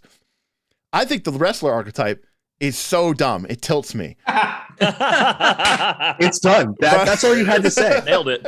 But wrestler archetype. But it would totally fit in this instance, and I got to admit that I would kind of totally allow it.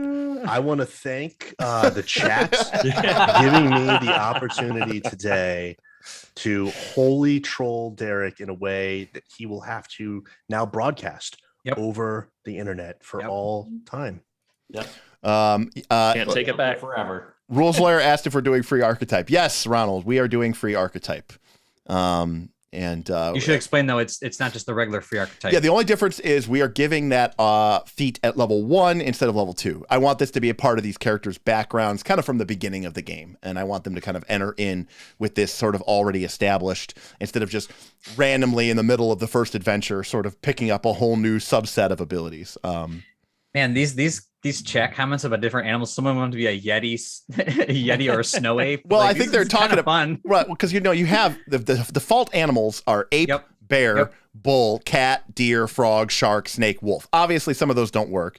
Frog in the Arctic, snake, shark, Snake. even snake don't really make. Right. Cold-blooded. Wolf makes a lot of Wolf's sense. sweet. Ape, bear, those I think are the coolest ones. And so it's like, but an ape in the frozen tundra doesn't really make sense.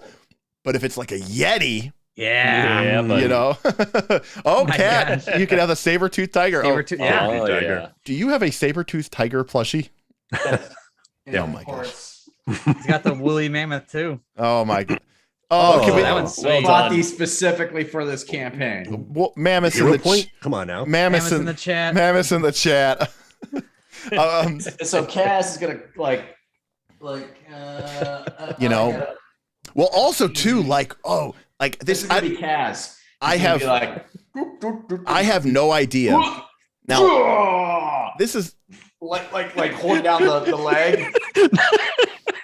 Eric's like, I've lost control. Dude. And that's it for Knights of Last Call Theater. And I hope everyone enjoyed this campaign. It took Smith and I exactly half a session to derail it. Real session All right. 0.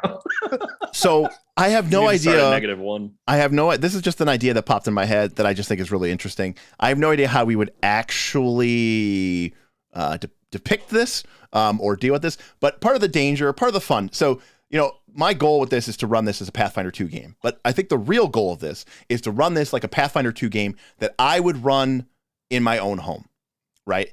I think that's what the people want to see too. They want to see Derik's version of Quest of the Frozen Flame. So, But still be Pathfinder 2, not So, Wheel of Pain. I love this idea. This just popped into my head. I have no idea what the actual background is, lore, but forget it. Screw it. Whatever. It's our campaign, not theirs. What if, right? So people are talking about the ape, but what if, like, when you transform, a barbarian transforms into this sort of, snow ape yeti. But what yetis are, but it's like it's the rage, it's the spirit, Sasquatch. it's the spirit of anger of nature, right? And humans can channel that spirit of rage and become this sort of like the great white snow ape.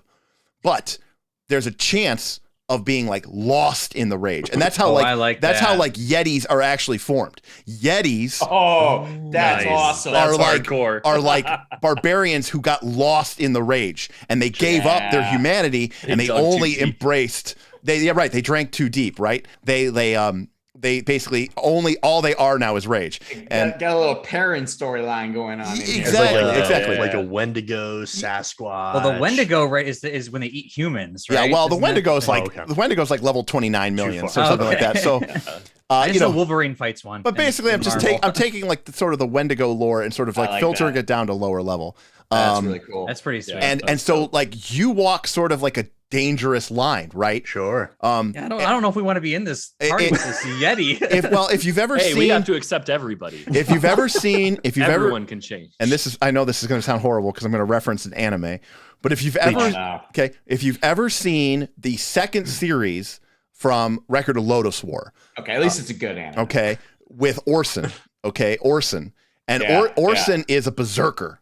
And he basically can summon this spirit of rage, and he's only partially in control. And there's always this danger, right, that if he calls upon the berserker spirit too much, it could like overthrow him. It could overwhelm him. Yeah. That's That's it. Shout out to my Bleach fans. I'm harnessing Oh, my I inner love hollow. Bleach. There you go. Put that Vizard mask on and let's go. I think it was you, Bob, made a comment about like why we're in this party. But I gotta point out, I think the only person who's happy to be in this party is probably Tim. Correct.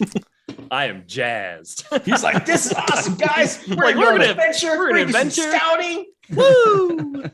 I hope Ready, we meet all Freddy? kinds of new people. 5 minutes later, holy shit, that guy's a Yeti. Well, I think it gives Kaz a lot of interesting character choices that he could make as we go through this campaign, which is like, is he doing this for himself or is he doing this for the group? Does he embrace the traditions? Does he embrace his own power? Right? This idea that and this is what I was going with this, where I was trying to take this, people, is in a Derik campaign, if this was like not on air. So the idea is we're trying to imagine what would happen if this was really happening at my table. I would naturally totally give Kaz opportunities to drink deep, right? At that, and become way too powerful at the risk of potentially losing himself in the rage, right? Sure. So I don't know, maybe we'll have fun with that. That could be pretty cool. So That sounds really sweet. Yeah. I'm just already hooked on the lore that's how Yetis exist. Yeah. Like, That that's would be great. That's so good. I'm all about it. Yeah, That's what's no, gonna happen. It's canon now. Yeah, it's so- canon. All of a sudden, Yetis are like a major like enemy in this campaign. Yeah. But it's and more there's so that sad when moment- you have to take them out, you know. There's that moment where we're facing each other, and I've given myself to the rage, and I'm like, who do I actually fight here? Right. Right. Well, And I'm like Mhm. looking at Smith. I'm looking at Yeah. the Yetis. Or and are you fighting yourself? right. Well, there's that element, right? Like, it's like at the end of Return of the King when like Frodo is looking at Gollum and realizing like that might become me, right? Like if I let this, go too far, it could be at a problem. Roll for Combat asking, who is playing the Poppet? Nobody is playing the Poppet. There is no puppeteer. In fact, So the ones behind Yeah. Bob keep moving. If you watch them real carefully, Elsa will occasionally shift a little bit. Saigon Geeks is kind of convincing me on the Kitsune here, What's that parrot thing that from Roll for Combat? We could just start playing frozen parrot people. Yeah. kill the Yeti and take it. So Boothby says Take its power. you should kill the Yeti and take its power. More rage for yourself. You don't deserve it. You weren't strong enough to hold on to that rage. You were strong. Yes. I know you guys. I have to rework my soundboard when I hit those buttons. We won't be able to hear it. You guys Yeah, don't hear that, so I have to rework that so that I can have my strong. But yeah, so anyways, I think that's pretty cool. We can have fun with it because, I mean, part of the fun of this is not just telling the story that Paizo wants us to tell, right? It's also telling our stories. And I want you guys to have these interesting character moments, your own internal chances for you to sort of, prove something. Because there's like a lingering question. And I think that's something that I think every character should try to decide. Like for Smith, we have this question, right? Like, is my character actually a coward? Can my character regain sort of his lost honor, and can he do it with these people? And is there a way for me to find a way to sort of live with myself? And I like that concept because what we'll get to see as much me as you at home is what happens. I don't know. Like, we'll see some dice rolls, some craziness, and we'll find out where we end up, right? And I like to really see that. So it's always interesting to see these questions because we know that we're going to have, I don't know, somewhere between 20 to 30 sessions, and we get to have fun with this, and we get to have play around with this. So we've had a couple chats, we've had a couple tips. Let me give some quick shout outs to people. Jonathan Carroll sent us a $10 super chat, says, you guys are my go-to source for Pathfinder 2nd Edition content. Looking forward to the AP. Well, welcome, Jonathan. Think great. GM Scott tipped $5. GM Scott, another massive supporter of the channel. Love to see GM Scott. This is a mammoth. Is what he said. Brutus. Okay, this might be the single best thing we've ever gotten money for. Brutus the cat tipped $5 for metric. Yep. That's it. Well, I'll switch this That's whole. boys. I'll switch this whole thing to decimeters if you guys want. Are we doing metric Decimeters. hexes? Yes, metric hexes. It's the Metric new hexes for the combat grid? 1 meter hex. That metric mash is coming, boys. Don't worry. Big Bucket tipped $10 for luck and for glory. Self-confessed cynic sent a series of super chats for anime and for Bleach references. I mentioned Roll for Combat, wanted to know who is the Poppet.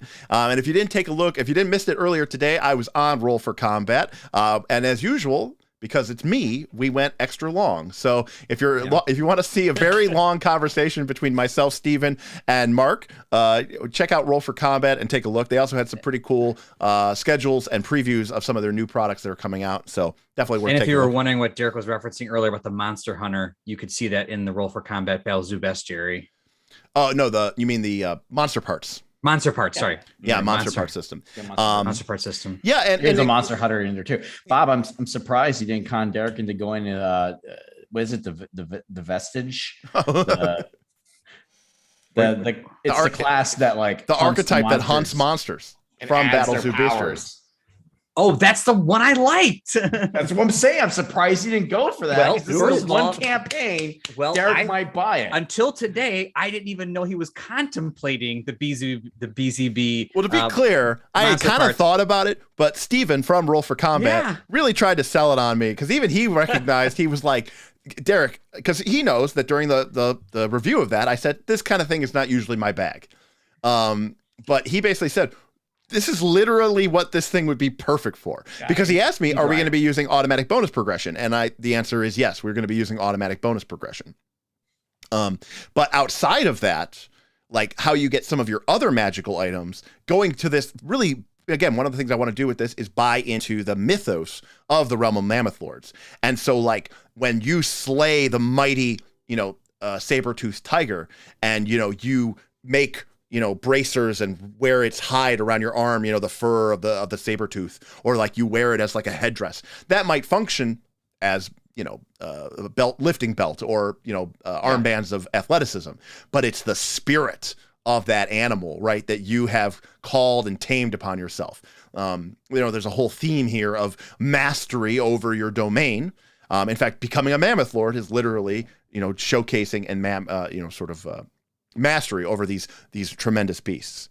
Craig Hailstorm also sent a $10 super chat. Enjoying our PF2E content. Keep it up and thank you. And Rivo Grimm, new patron of the last clock, sent a $5 super chat just now. How about a humanity versus rage tug of war clock for the Yeti Barbarian? I love that.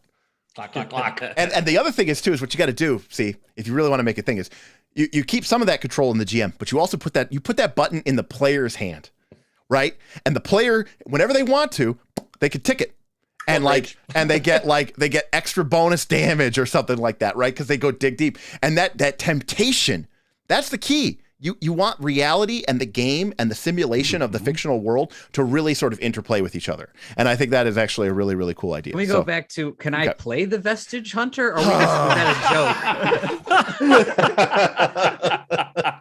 joke? Did you see the picture in the book? He's got like the can we go over where is that? the magic missile rules too, real quick? While we're geez, boy.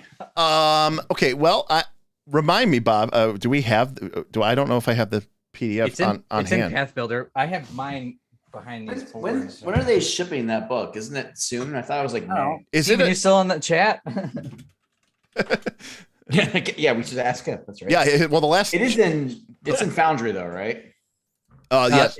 Yeah, it's in Foundry, and I think it's in Path Builder. It's not in. I'm looking at it right now. It's not in Archives of Nethys. You have learned how to retain vestiges for your foes and incorporate them into your own gear, attaching pieces imbued with meaning from the most important battles.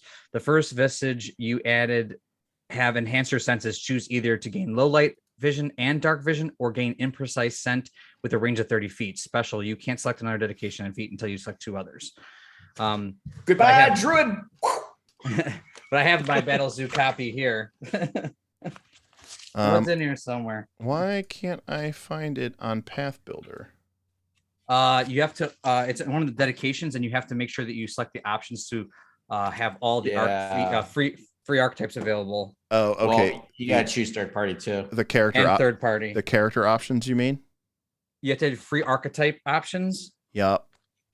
But I don't see a third party thing here. Did you do your under character options? You went to allow game master guide free archetype, and then you checked both boxes under that too. Sure. Okay, I did that. And then when you go to your level 2 with free archetype, when you click free archetype, okay, it's just down there under vestige. Vestiges.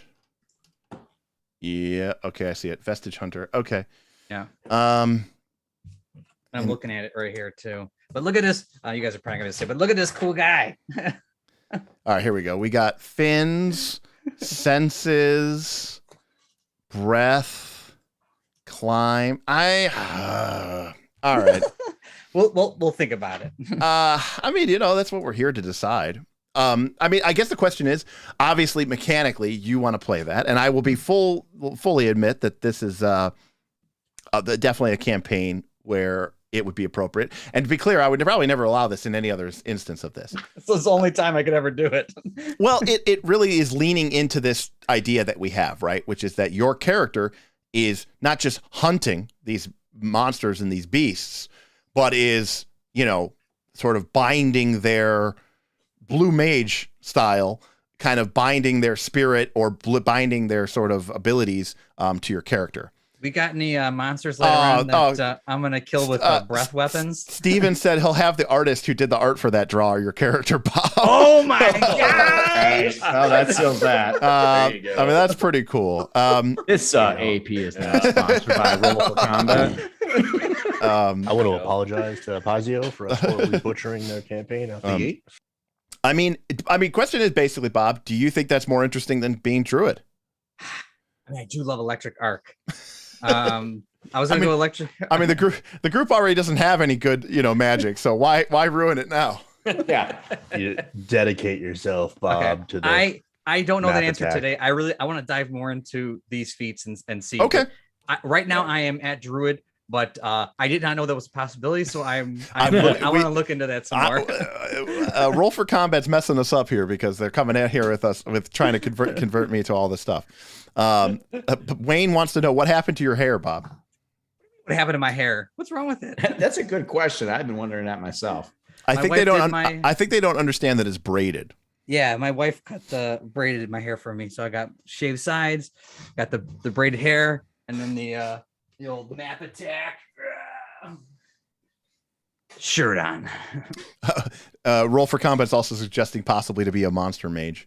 I said that seems a little bit. I said blue mage, but I like the blue mage. Blue mage is always cool. So yeah, I think excited about that class. Yes. I think that's also really cool. Also, another interesting thing, something I wanted to talk about briefly before we sort of wrap this up. Because it sounds, I mean, obviously we have mechanics and of course these guys are going to build their character probably in Path Builder.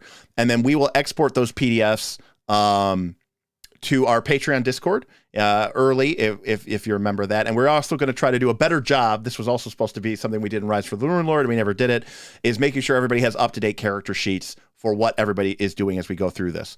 The Rules Lawyer says, map attack. Bob, show Rules Lawyer the shirt. He saw it in the chat, but okay. He just showed it. That's why he's map attacking. Oh, okay. Yeah, I know. He's getting you got to keep showing it. Wow, that was your second map attack at my attack. So Yeah. I think you should cool it there. So Brutus tipped $3 for another vote for Vestige Hunter. I will admit, I think that if you decide to go that route, I think it is pretty cool, and I think it gives your character sort of a unique angle as well. I think because here's the thing. There's some things for you all to think about. But we are going to try to get these characters posted. The Patreon will obviously be probably discussing this back and forth over the next couple of weeks as we get closer to session 1. But obviously alignment doesn't really mean anything in Pathfinder anyways, aside from some basic concepts. So one thing though that I want you to consider, don't think of it in terms of law and chaos. Okay. And don't think of it in terms of good or evil. What I want you to think about it in terms of is personal ambition versus the good of the community. That's sort of the law. That's sort of the good evil axis, right? The other axes. So it's like selfish versus right. So good the and party at whole. right. So so good is this idea that the following is more important than my own personal wants and ambitions, versus evil isn't necessarily evil, but more like, yeah, my character has goals, has ambitions. I want to be part of this. For the law and chaos, following and like glory. For law and chaos, basically this question of, do you accept the traditions of your people? Do you believe in them? Or do you think that your people need a change? Do you think that the old ways are just that, old and outdated, and the world is changing and things need to change with it? And at the start of this adventure, you will learn that things are starting to change very rapidly. And, for better or for worse, the Broken Tusks are going to go through a series of dramatic challenges, which the actions of our party are going to decide for better or for worse. But regardless, this isn't just like a calm, relaxing journey where we like go on camping trips and sing songs and just. Correct. I had a whole book of them. Row, row, row your boat gently. No. So, by the way, you are now really seeing what it's like for me personally on a day-to-day basis. That's why it takes us 5 hours on Fridays to play like a 3-hour game. that is actually completely true. So in terms of law and chaos, I want you to think more of in terms of, again, do you believe like that the traditions and the old way is to be respected and upheld, and it has worked since Sister Cinder first led your people out of the Age of Darkness, and it's worked for however many, hundreds, if not thousands of years. It's going to continue to work, even in the face of changing world and changing conditions.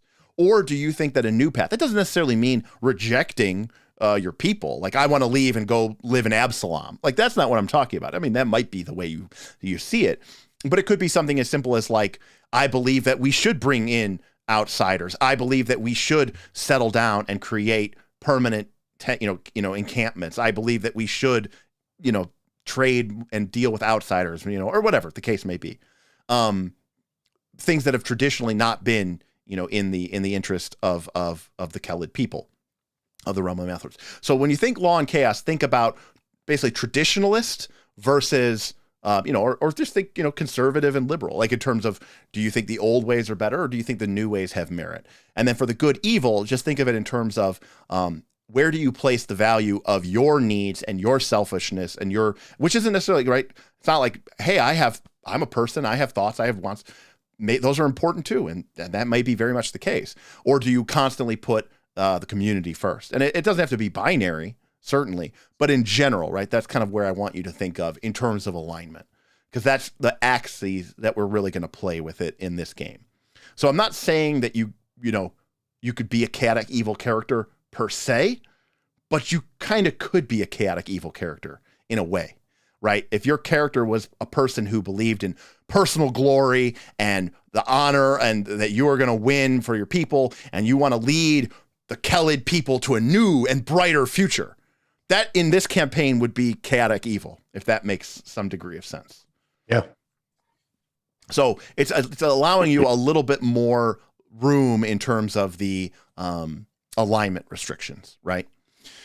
So that's that. So the last thing I want to talk about is, and this is Do we need names?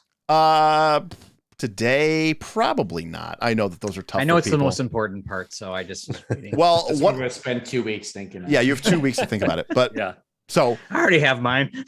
So one thing though that I want to kind of Bob, but spelled backwards. Yeah, Bob okay. with a Okay. silent J at the end. I know you guys are all humans, but none of this, no one is being named Robert or Bert or That party was great, man. or Kyle or whatever the hell that one party we had. Bruce. Yeah, Paul, Bruce. That was the worst. Tom? That was Tom. We had the Tom. worst. What's wrong with Tom? That was the worst named D&D adventuring party of all time. That's all. I'm just amazing. imagining the Lord of the Ring, but Aragorn is replaced with Tom and Boromir is replaced with Bruce. Like, it's just like horrifying, horrible. Look to the west at the rising sun, and you shall What was see great Bruce. is how serious we played that party too. There was like zero trolling. Yeah. It was pretty silly. What about Irek? Are we suggesting things? Or Are what? you- That's my name. Oh, Oh, Irek hi, Eric. Asbjorn. all right. Well, that sounds like a Nordic name. No, Hi, very Eric. Viking. Dad. They're not Vikings. We've talked about this a million times, but It Damn is it, Bob. not. Irek is the bear from Polar or Compass. Ice Age. No, It's pronounced. I'm gonna go with are you talking Eric? about Talking about- Yorick? Yeah, Yorick Bergenson. Irek. Yorick? I- Not you mean? Irek. Yorick. It's Yorick Bergenson, bro. I want it to be Irek then, so we'll be Oh. different. Yorick is so much better. Right? Yorick? You like dude, Yorick? Don't disrespect Yorick, man. Yorick is Fine. my go-to name in Skyrim. Well, then should I not be? Because that's your go-to name in Skyrim. I mean, you should just respect it. That's all. Yes, correct. Yeah, we don't care if you use it, but respect. I mean, if it. anybody should be named Don't Yorick, the it last should be. Airbender this, man, and just Respecting disrespect the source material. I like the way that name looks on paper. It looks really sweet. So I just want to really quickly here talk about the structure, and this is mostly a role-playing thing, but the clans or the followings are typically broken down into within the followings. They have tribes, so think of them as like the sub units of the following. Okay. Now in larger followings, there might be as many as a dozen of these tribes. And if you've read Wheel of Time, it's sort of like the way that the Aiel are structured, where you have the different sort of sects within Are these the houses? Yeah, these are the houses. Oh, okay. Which are basically like tribes. Now, normally there might be a dozen or more, and this could be where a lot of the politics within these tribal communities come from. But the Broken Tusks, as we will see, is a particularly small following, and it only has 4 houses. Now, there's no particular reason why one or another is, not in line with another thing, but there is Falcon House, Moose House, Ox House, and Otter House. So those are the 4 sort of houses. I'm not trying to say they're like Harry Potter houses, but basically each of these has some slightly different ideas behind like, how they're raised and how they're, belonging. And I'll send you guys some information about those. It doesn't make a huge amount of difference, but it might affect which NPCs are interesting. And if you guys are we supposed to be part of the same house? No, because they're all. All I was going to say is it's a little bit interesting if you are from different houses, because then if some people are from the same house, there's a little bit more. It's more like you're not. It's not like you're brothers, but you're like kind of like cousins, right? Whereas you're all part of the same community, but if you're part of the same house, it's almost like you're a little bit more related, and there's a little bit more trust. It's like being in the same clan in L5R, but from different families. It's exactly like L5R. You guys are all in the Dragon Clan, or you're all in the Lion Clan, but I'm from the Akoma family, and you're from the Matsu family, and you are from the Okoto family. Oh, and you're from the Okoto family. Okay, so we're both from the Okoto family, right? This is more of a question for the campaign then. When you have like an outsider like Smith, is it like an adopted brother almost to the house? Okay. Right. That's where like Tim's whole thing comes in, sponsor him in. Yeah. So part of these people's tradition is now the Broken Tusk are particularly opening because they're so small, right? It's like survive or die. They need them. Right. Like, but these people are pragmatic at best. Right.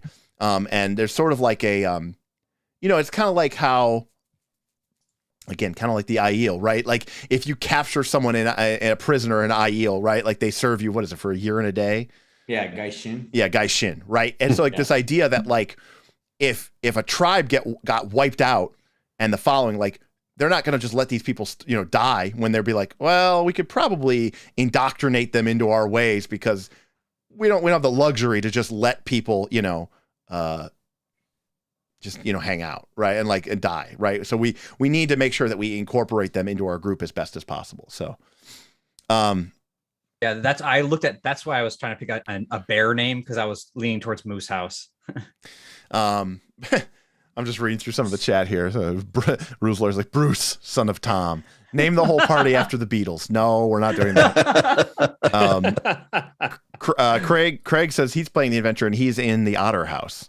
The Otter House is the one with the wolf, right? Wolves? Yes. That one sounded sweet too. Wolves in the buffalo. Yes. Yeah, I should also note that Otter House is ruled by Argakoa, and Argakoa is the lead song singer for the following. Oh. So she is a Mammoth Lord, and she is the leader of Otter House. What do we know about Nakta, the Moose House leader? Nakta. See, I'm going to read this. Nakta. Not going to be here anymore. Nakta. I'm going to have her die now in the first session. Down. She, or I should say, they are a healer. They're a Moose House leader and Mammoth Lord, and Nakta is the most powerful wielder of magic amongst the Broken Tusks. Oh, interesting. Nice. I wonder if, yeah. So my guess is, I guess I have to see the house breakdown. They're an NPC, so they don't necessarily have like classes, but it sounds like they're kind of like a divine oracle or kind of cleric. But does that mean my house should I be more druidic if I'm in that house? it just sort of speaks to what who you have relationships with and what they are all about, right? I mean, like outsiders aside, are you born into your house? Yes. In fact, I will read this here. Each member of the Broken Tusk belongs to one of 4 houses. Though Tusks collectively have a multitude of bloodlines, these familial designations are secondary to house affiliations. So you still have like a family, but they're those are secondary. Like these guys didn't choose their house. Yes. Each house is led by a single high-ranking tusk who is typically a Mammoth Lord, but not always. House members spend most of their time with each other, sharing duties, forming friend groups, and occupying the same communal sleeping tents. Yada, yada, yada. A tusk's house is typically determined by their mother's house. But other than that, custom, the rules about lineage from the Ithgir, that was before the breaking of the tribes, are no longer observed. So Mama Bear was in the moose house. Right. And so, to a certain extent, it's not like one house does this thing and one house does that thing, right? But like the same way that it's not like you go like, oh, Ohio makes only all the food and, Kentucky or Michigan makes all the steel. Like, no, there's a bunch of stuff going on in each of the states. But, or just like in Harry Potter, it's not like, oh, the only people who cast transmutation magic are Gryffindor. It's like, no, they're in all the different houses. But, there's that was kind of what you grew up with, and it could flavor your upbringing. In your case, Aaron, if being sort of adopted, it probably would tie in with whatever Tim's was, because that's where Tim's parents were. And if Tim's parents were the initiators, then that probably follows sense that you would be in the same house as him. That checks out. Yeah. Yeah, I was thinking that too. I was like, so Aaron and I can talk about that. Okay. Yeah. So not a huge deal, not nearly as important as your class and your other elements of that, but so I was leaning towards moose, just so you guys know, just because I saw the word bear in the moose thing. I did not know about the magic part, but that just might be the way I'm leaning. Win in a fight, a moose or a bear? I mean, oh man, a moose is a pretty beastie thing. I just don't know if it would fight. So like let me tell you a story. Okay. Did you come across a moose on the trail? Yeah, I spent they got quite the howl. I spent 4 or 5 months hiking the Appalachian Trail, and it was 4 months, but it got interrupted. So 5 months, but it got interrupted. So it was more like 4 months. I encountered porcupines, rattlesnakes, bears, which none of them made me crap my pants as much as what kind of bear? Like a black bear? A black bear. Okay, bear. I was like, if you saw a grizzly bear, I think it might be a little different story. They don't have real grizzlies in the Appalachians, are there? No, there's no grizzlies in the Appalachians. But nothing scared me more than seeing a moose. And I had heard, because I started up in Maine. You can hear them. Oh yeah, you're high up enough to get them. Yeah, and Maine they're very popular in Maine. But basically, they described it as the trail is sort of like their superhighway, right? Because they're big animals. So here's this cleared section of the forest. It's just easier for them to use that because they don't have to move their massive bulk through the head. And so they said that, you have to listen for it, because you might hear a bull moose, not charging, but like just galloping down the trail, and they're not going to stop for you. Like you're going to get trampled to death, and you got to. I mean, they can be pretty vicious. I heard. They're just also really big. Like, they're really huge. big. Yeah. So yeah. I don't even have the scale for it, but one morning I camped on my own, so not in a approved tent. They call it ninja camping or stealth camping, and I slept near a small bog or lake, and that's where they are in the morning. They go in there and wade out, and I didn't think it was that big, and then I didn't realize how deep the water was, and it was on the other side of this pond. So at least 200 feet away. And I was just trying to my brain was trying to work out the scale. And I was like, that thing is huge. I don't come up to that thing's shoulder. It was just massive. And I was terrified at the idea that this thing might even see me. I don't know. And if it just decided to charge me, I was like, I don't know what I do. I guess I just die here. You just die. I guess I die. I guess I just get by a moose. So yes. So long story short, yes, I think I would take the moose over the black bear. Now the grizzly bear, I don't know. But we had a black bear at my wedding. It was fine. Yeah, dude just chased it off. We ran it off. Go away. They're like big dogs. It was only 10 meters away. Got it. 10 meters. 10 meters. Oh, okay. Because once you cross over, you have to do everything in the metric. 10 hex squares. So real talk real quick. We're coming up here on 2 hours, and we'll probably sign off here in the next 15, 20. Are there any questions that you all have? Now, we talked a little bit about the structure of the game. Again, lots of humanoids, lots of animals. You guys are going to be expected to fill sort of that scout role. Range is going to be a thing, right? There's going to be fights that are going to be happening outside. and that means that it's not going to have that typical Pathfinder 2 closed in, right? And so I'm only signing up for 10-foot long offices. I'm sorry. Right.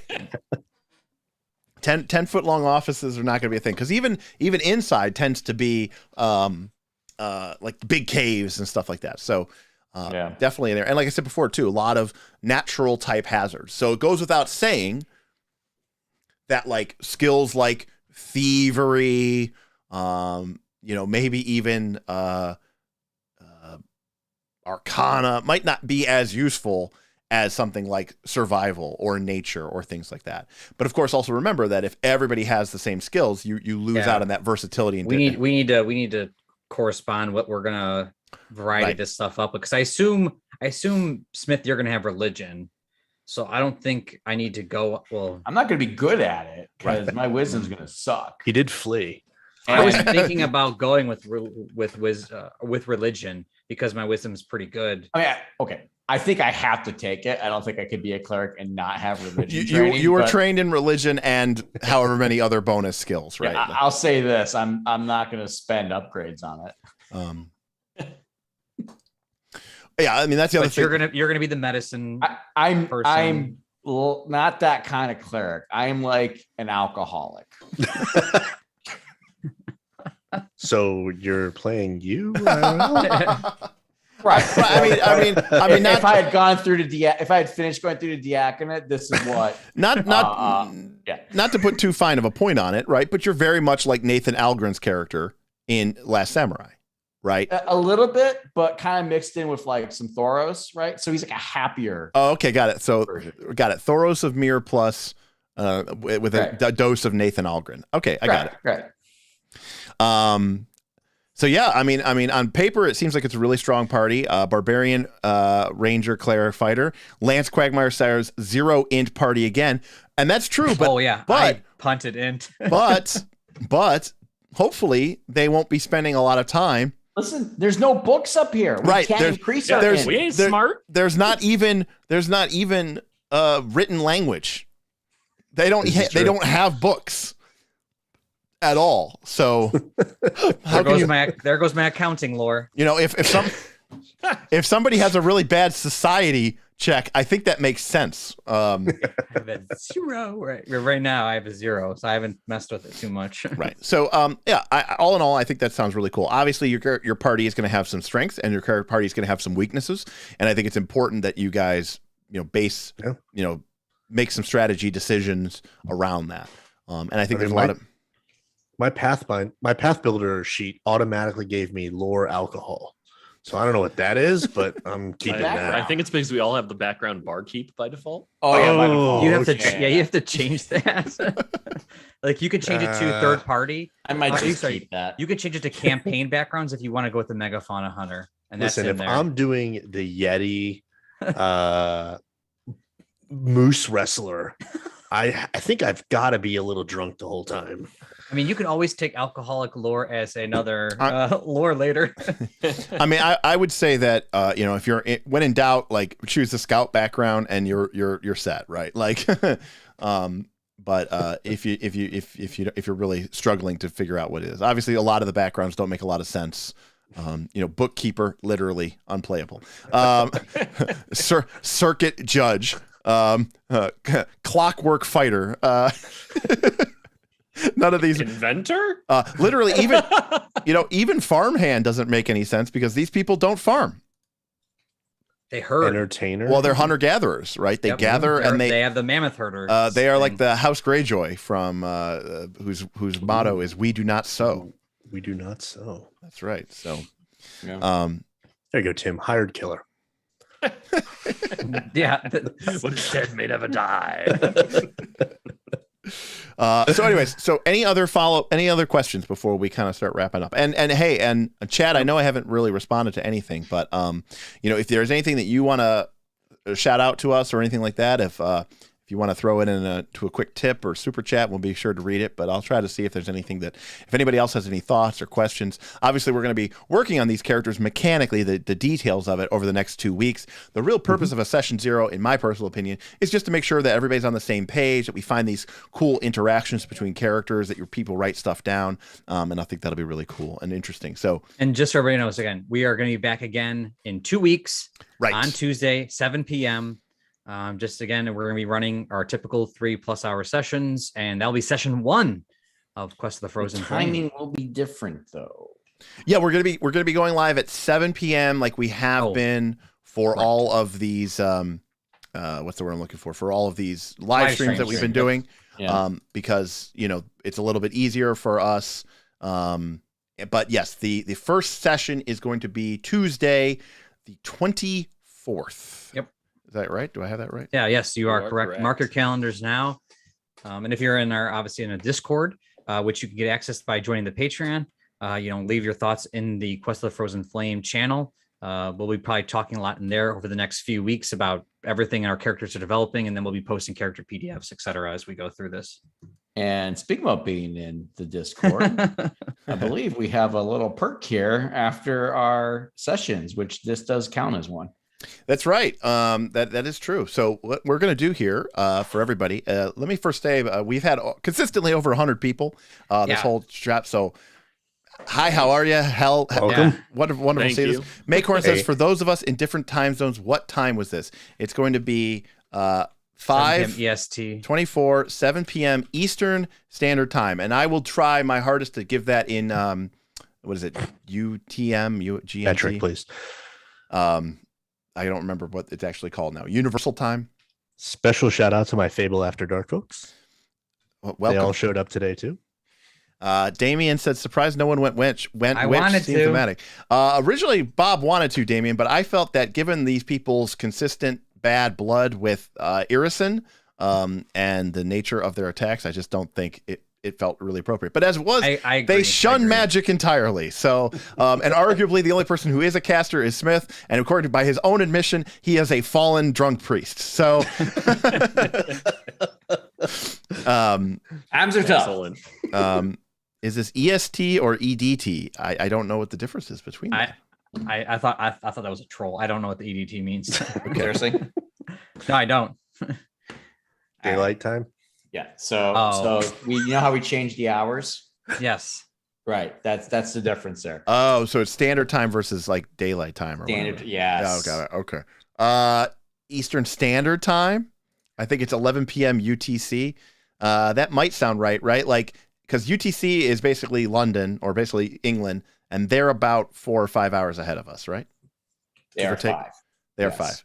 But So- I'll be posting. We are currently in EDT. Oh, okay, because it is daylight time. Right. That's That's right. I'll be posting the links and stuff as we get them ready. And so if you guys just follow and set your reminders for the YouTube, you'll know when it is. I like self-confessed cynic here. They said. Vin said, so can we have a finalish character pitch from everyone? Okay, so let's start with Bob, who of course is who changed his whole concept up at the last minute because we don't know. For default right now, I'm a ranger druid, but I really want to look into that monster hunter stuff from the BZB.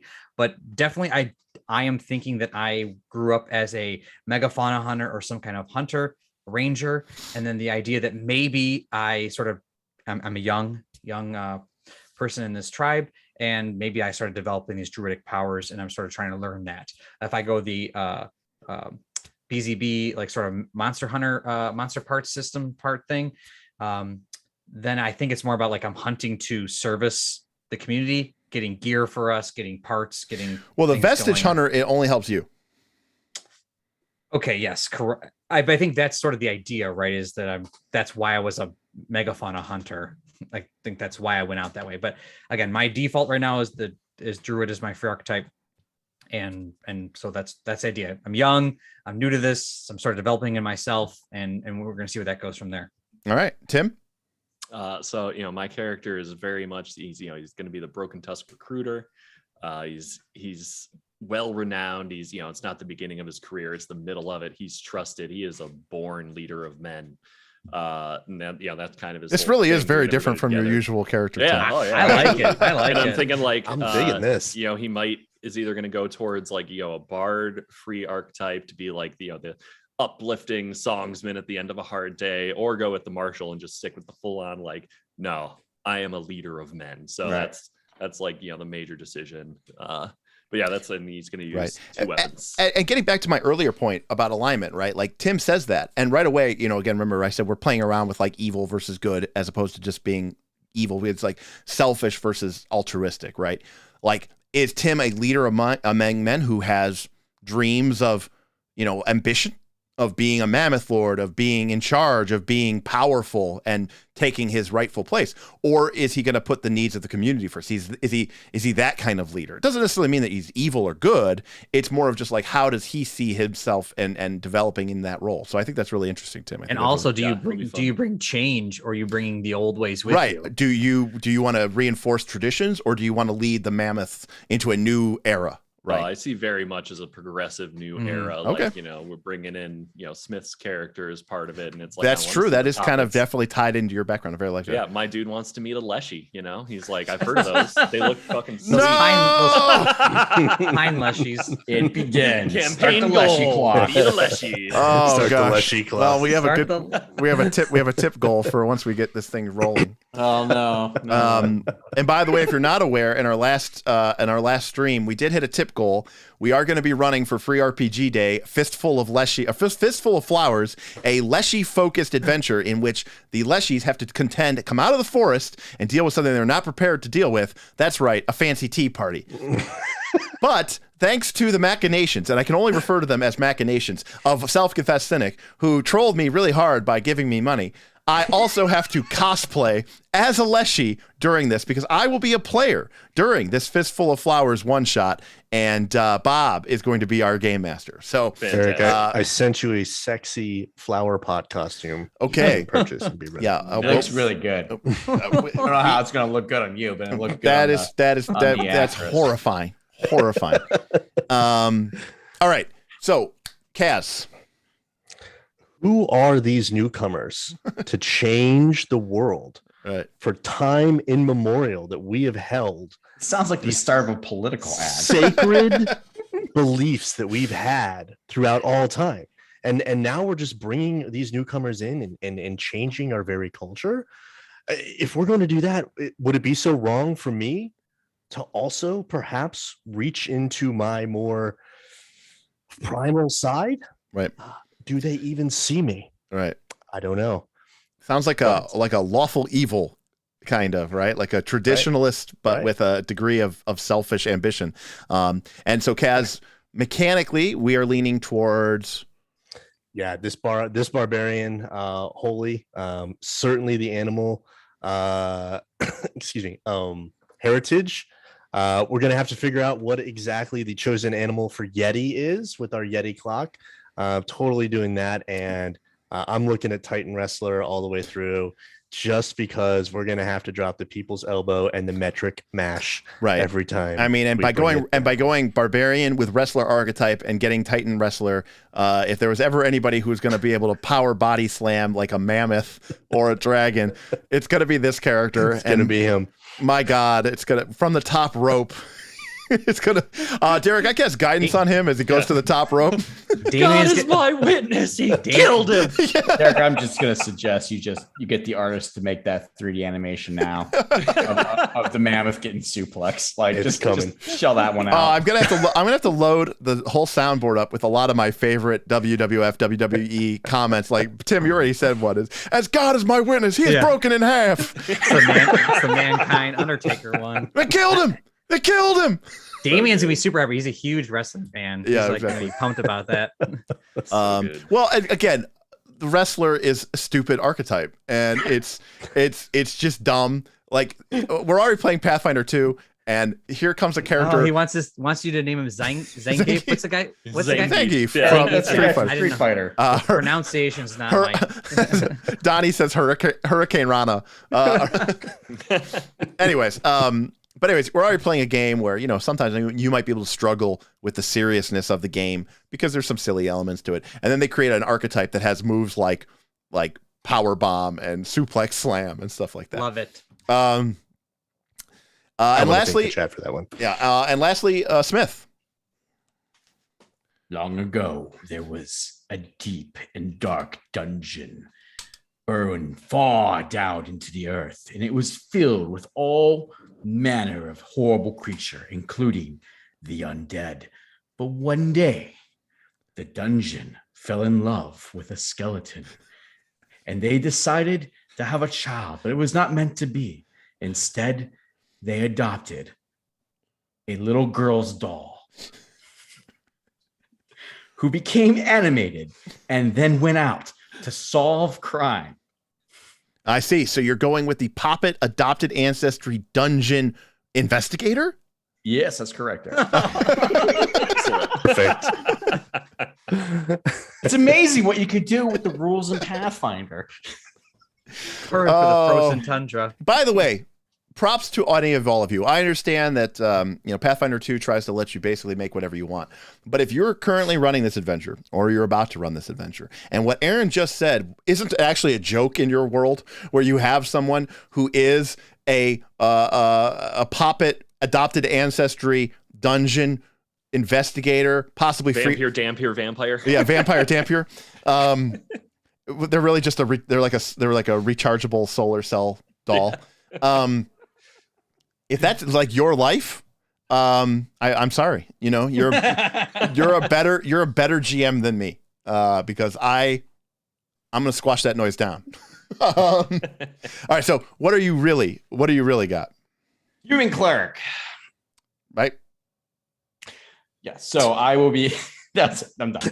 Human cleric. Human cleric. I will be playing the fallen crusader from the Fourth Crusade, a man who is broken and has suffered great loss and tragedy in his life, abandoning his homeland, his people, and his God, fleeing to the cold, cold lands of the Mammoth Lords. He has been stripped of his armor, his steel, and now lives amongst them, has lived there for around 20 years or so. As an outsider, shunned for a long time, until slowly over time, he was brought in. Most likely because even though he abandoned his god, another goddess chose not to abandon him. And despite his own apathy and his own self-loathing, he, being a cleric, could not help that he heard the voice and the call of the Cinder Sister. So he has now found something of a purpose, though he is still definitely leaning towards more of the selfish side, but not in the same sense as Kaz's character. See, Kaz is here to prove himself. This man has nothing to prove. He wants to be left alone to his own misery and drinking. He's not a bitter person. He's not, just defeated. He's a very broken, defeated person. Yeah, that's very cool. And if you're a GM of this campaign and if you've read the adventure, you'll know that some of what Smith was saying will be a really, really cool tie-in to some of the fun, cool elements of what is going on in sort of the recent events that have sort of precipitated what it ends up being sort of the main adventure points. And it'll be really interesting because of how they tie into your character, Smith, and you are the outsider. Right. So that'll be a very interesting point. So I think that'll be a lot of fun. And again, awesome. I'm not going to try to say that I want to encourage inter-party conflict, but I do think it's interesting, and it could definitely make the fluffy bullshit time a little bit more interesting as we sort of kind of scope these things out. But rest assured, this is going to be a Pathfinder 2 game, and that means we're going to be rolling dice. We are going to be lots of flanking, lots of vomiting, No, hopefully minimal vomiting. No occult. Yeah, no occult, minimal vomiting. And no one's gonna fail my fear DC. So wow, yeah, we're just third editioning. But but the knights are going to be in for a rough haul because no more super mega Derik hero points to just auto crit, or I failed that save. I'll hero point that to a success. Right now, when they actually fail a save, they actually fail a save, and we're going to actually play this game. Yeah, you're going to actually have to play this game, and chat can't dive in and award them a hero, save you with a $100 donation that gets you 5 hero points right off the bat. But I want to say thank you to everybody who has watched our previous AP, Rise of the Rune Lords, our other channels. If you're someone who tips, if you're someone who joins the Patreon and you basically financially contribute to this channel, an extra special thank you to you. If you're interested in being a member of the party in spirit, you can become an adventurer by joining our YouTube channel. There's a join link below. That's going to give you access to a cool loyalty badge, along with some unique emojis, as well as some occasional polls and posts that I only make available to our adventurers. But the heart of everything, and if I had to really sell anything, I would say, consider joining our Discord. We have a $3 entry level that gets you into the Discord, doesn't really get you anything else. But if you pay $5 a month, you get access to all of our bonus content, our Northern Reaches mega game where you can play with Bob. You could play with a lot of these people in the chat. You can maybe play with Smith if he ever runs the game, although right now he's busy being an overlord for the game. So it's a lot of work. Anyways. I'm running a game this week. And so, there's a lot of cool options for that. And in fact, when we end this game, or when we end this call here in the next couple minutes, we're going to be posting the link to our champions and heroes.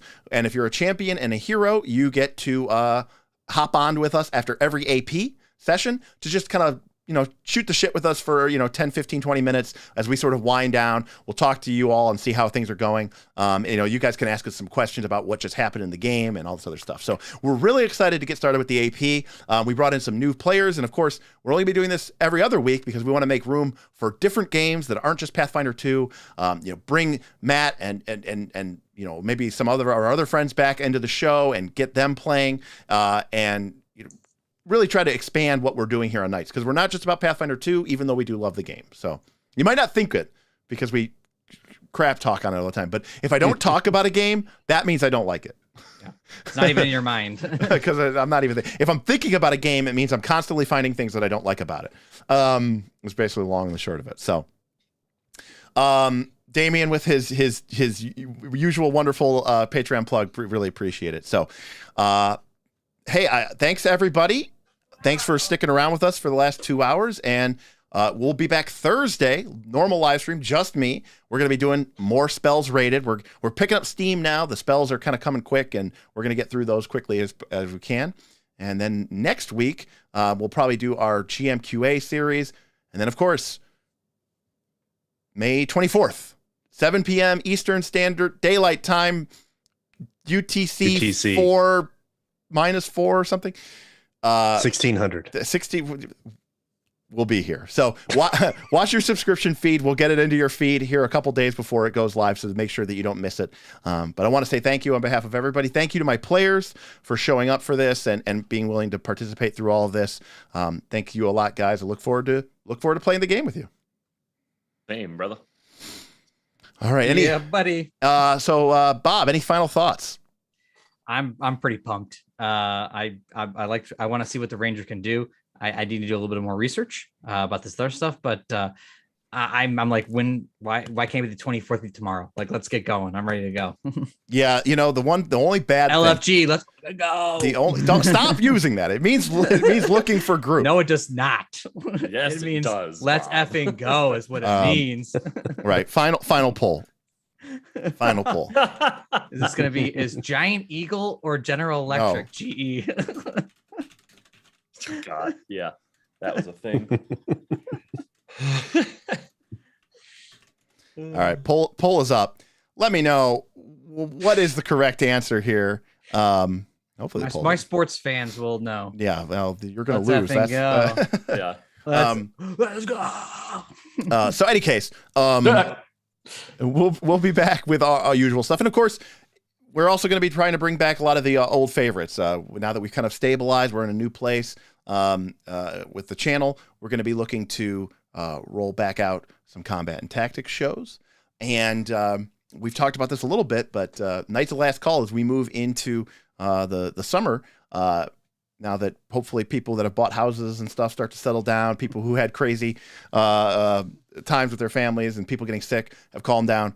We're going to try to look to make publishing content a part of Night's the Last Call and make that part of our Patreon bonus and experience to tap into the collective awesomeness of our community and throw people a couple bucks and take all these cool ideas that get generated every day, every week, and maybe try to put a little bit of order around them and package them up into cool, fun PDFs. And hey, if I can have an excuse to spend even more of the money that I don't make from this channel than what I would make, but then I take it and I spend it on artists so that we can have some cool art or giving it back to the patrons who gave it to me in the first place, that's all the better reason for me to do that. So. All right, let's end this here. I'm surprised. Closer than you think. It's closer than I thought. So I will give Bob at least a salute there to that. But looking for group is what you should think. So, and that is the only downside of session 0. You talk about the characters, you build the characters, you got really excited. But then you're like, damn, I really want to play it. This character is really cool. But I will say Pathfinder 2 characters are very complicated. Trying to rush through the character creation is going to be a bad process. My recommendation is you always try to create that character creation process as separate sessions. So, all right. Well, on behalf of Bob, Tim, Kaz, and Smith, my name is Derik Melinda, saying thank you for joining us this evening. We'll see you if you're a member of the Patreon, you're a champion or hero, look sharp. We'll have a link out to you here in a second. And we'll see you next time on Knights of Last Call.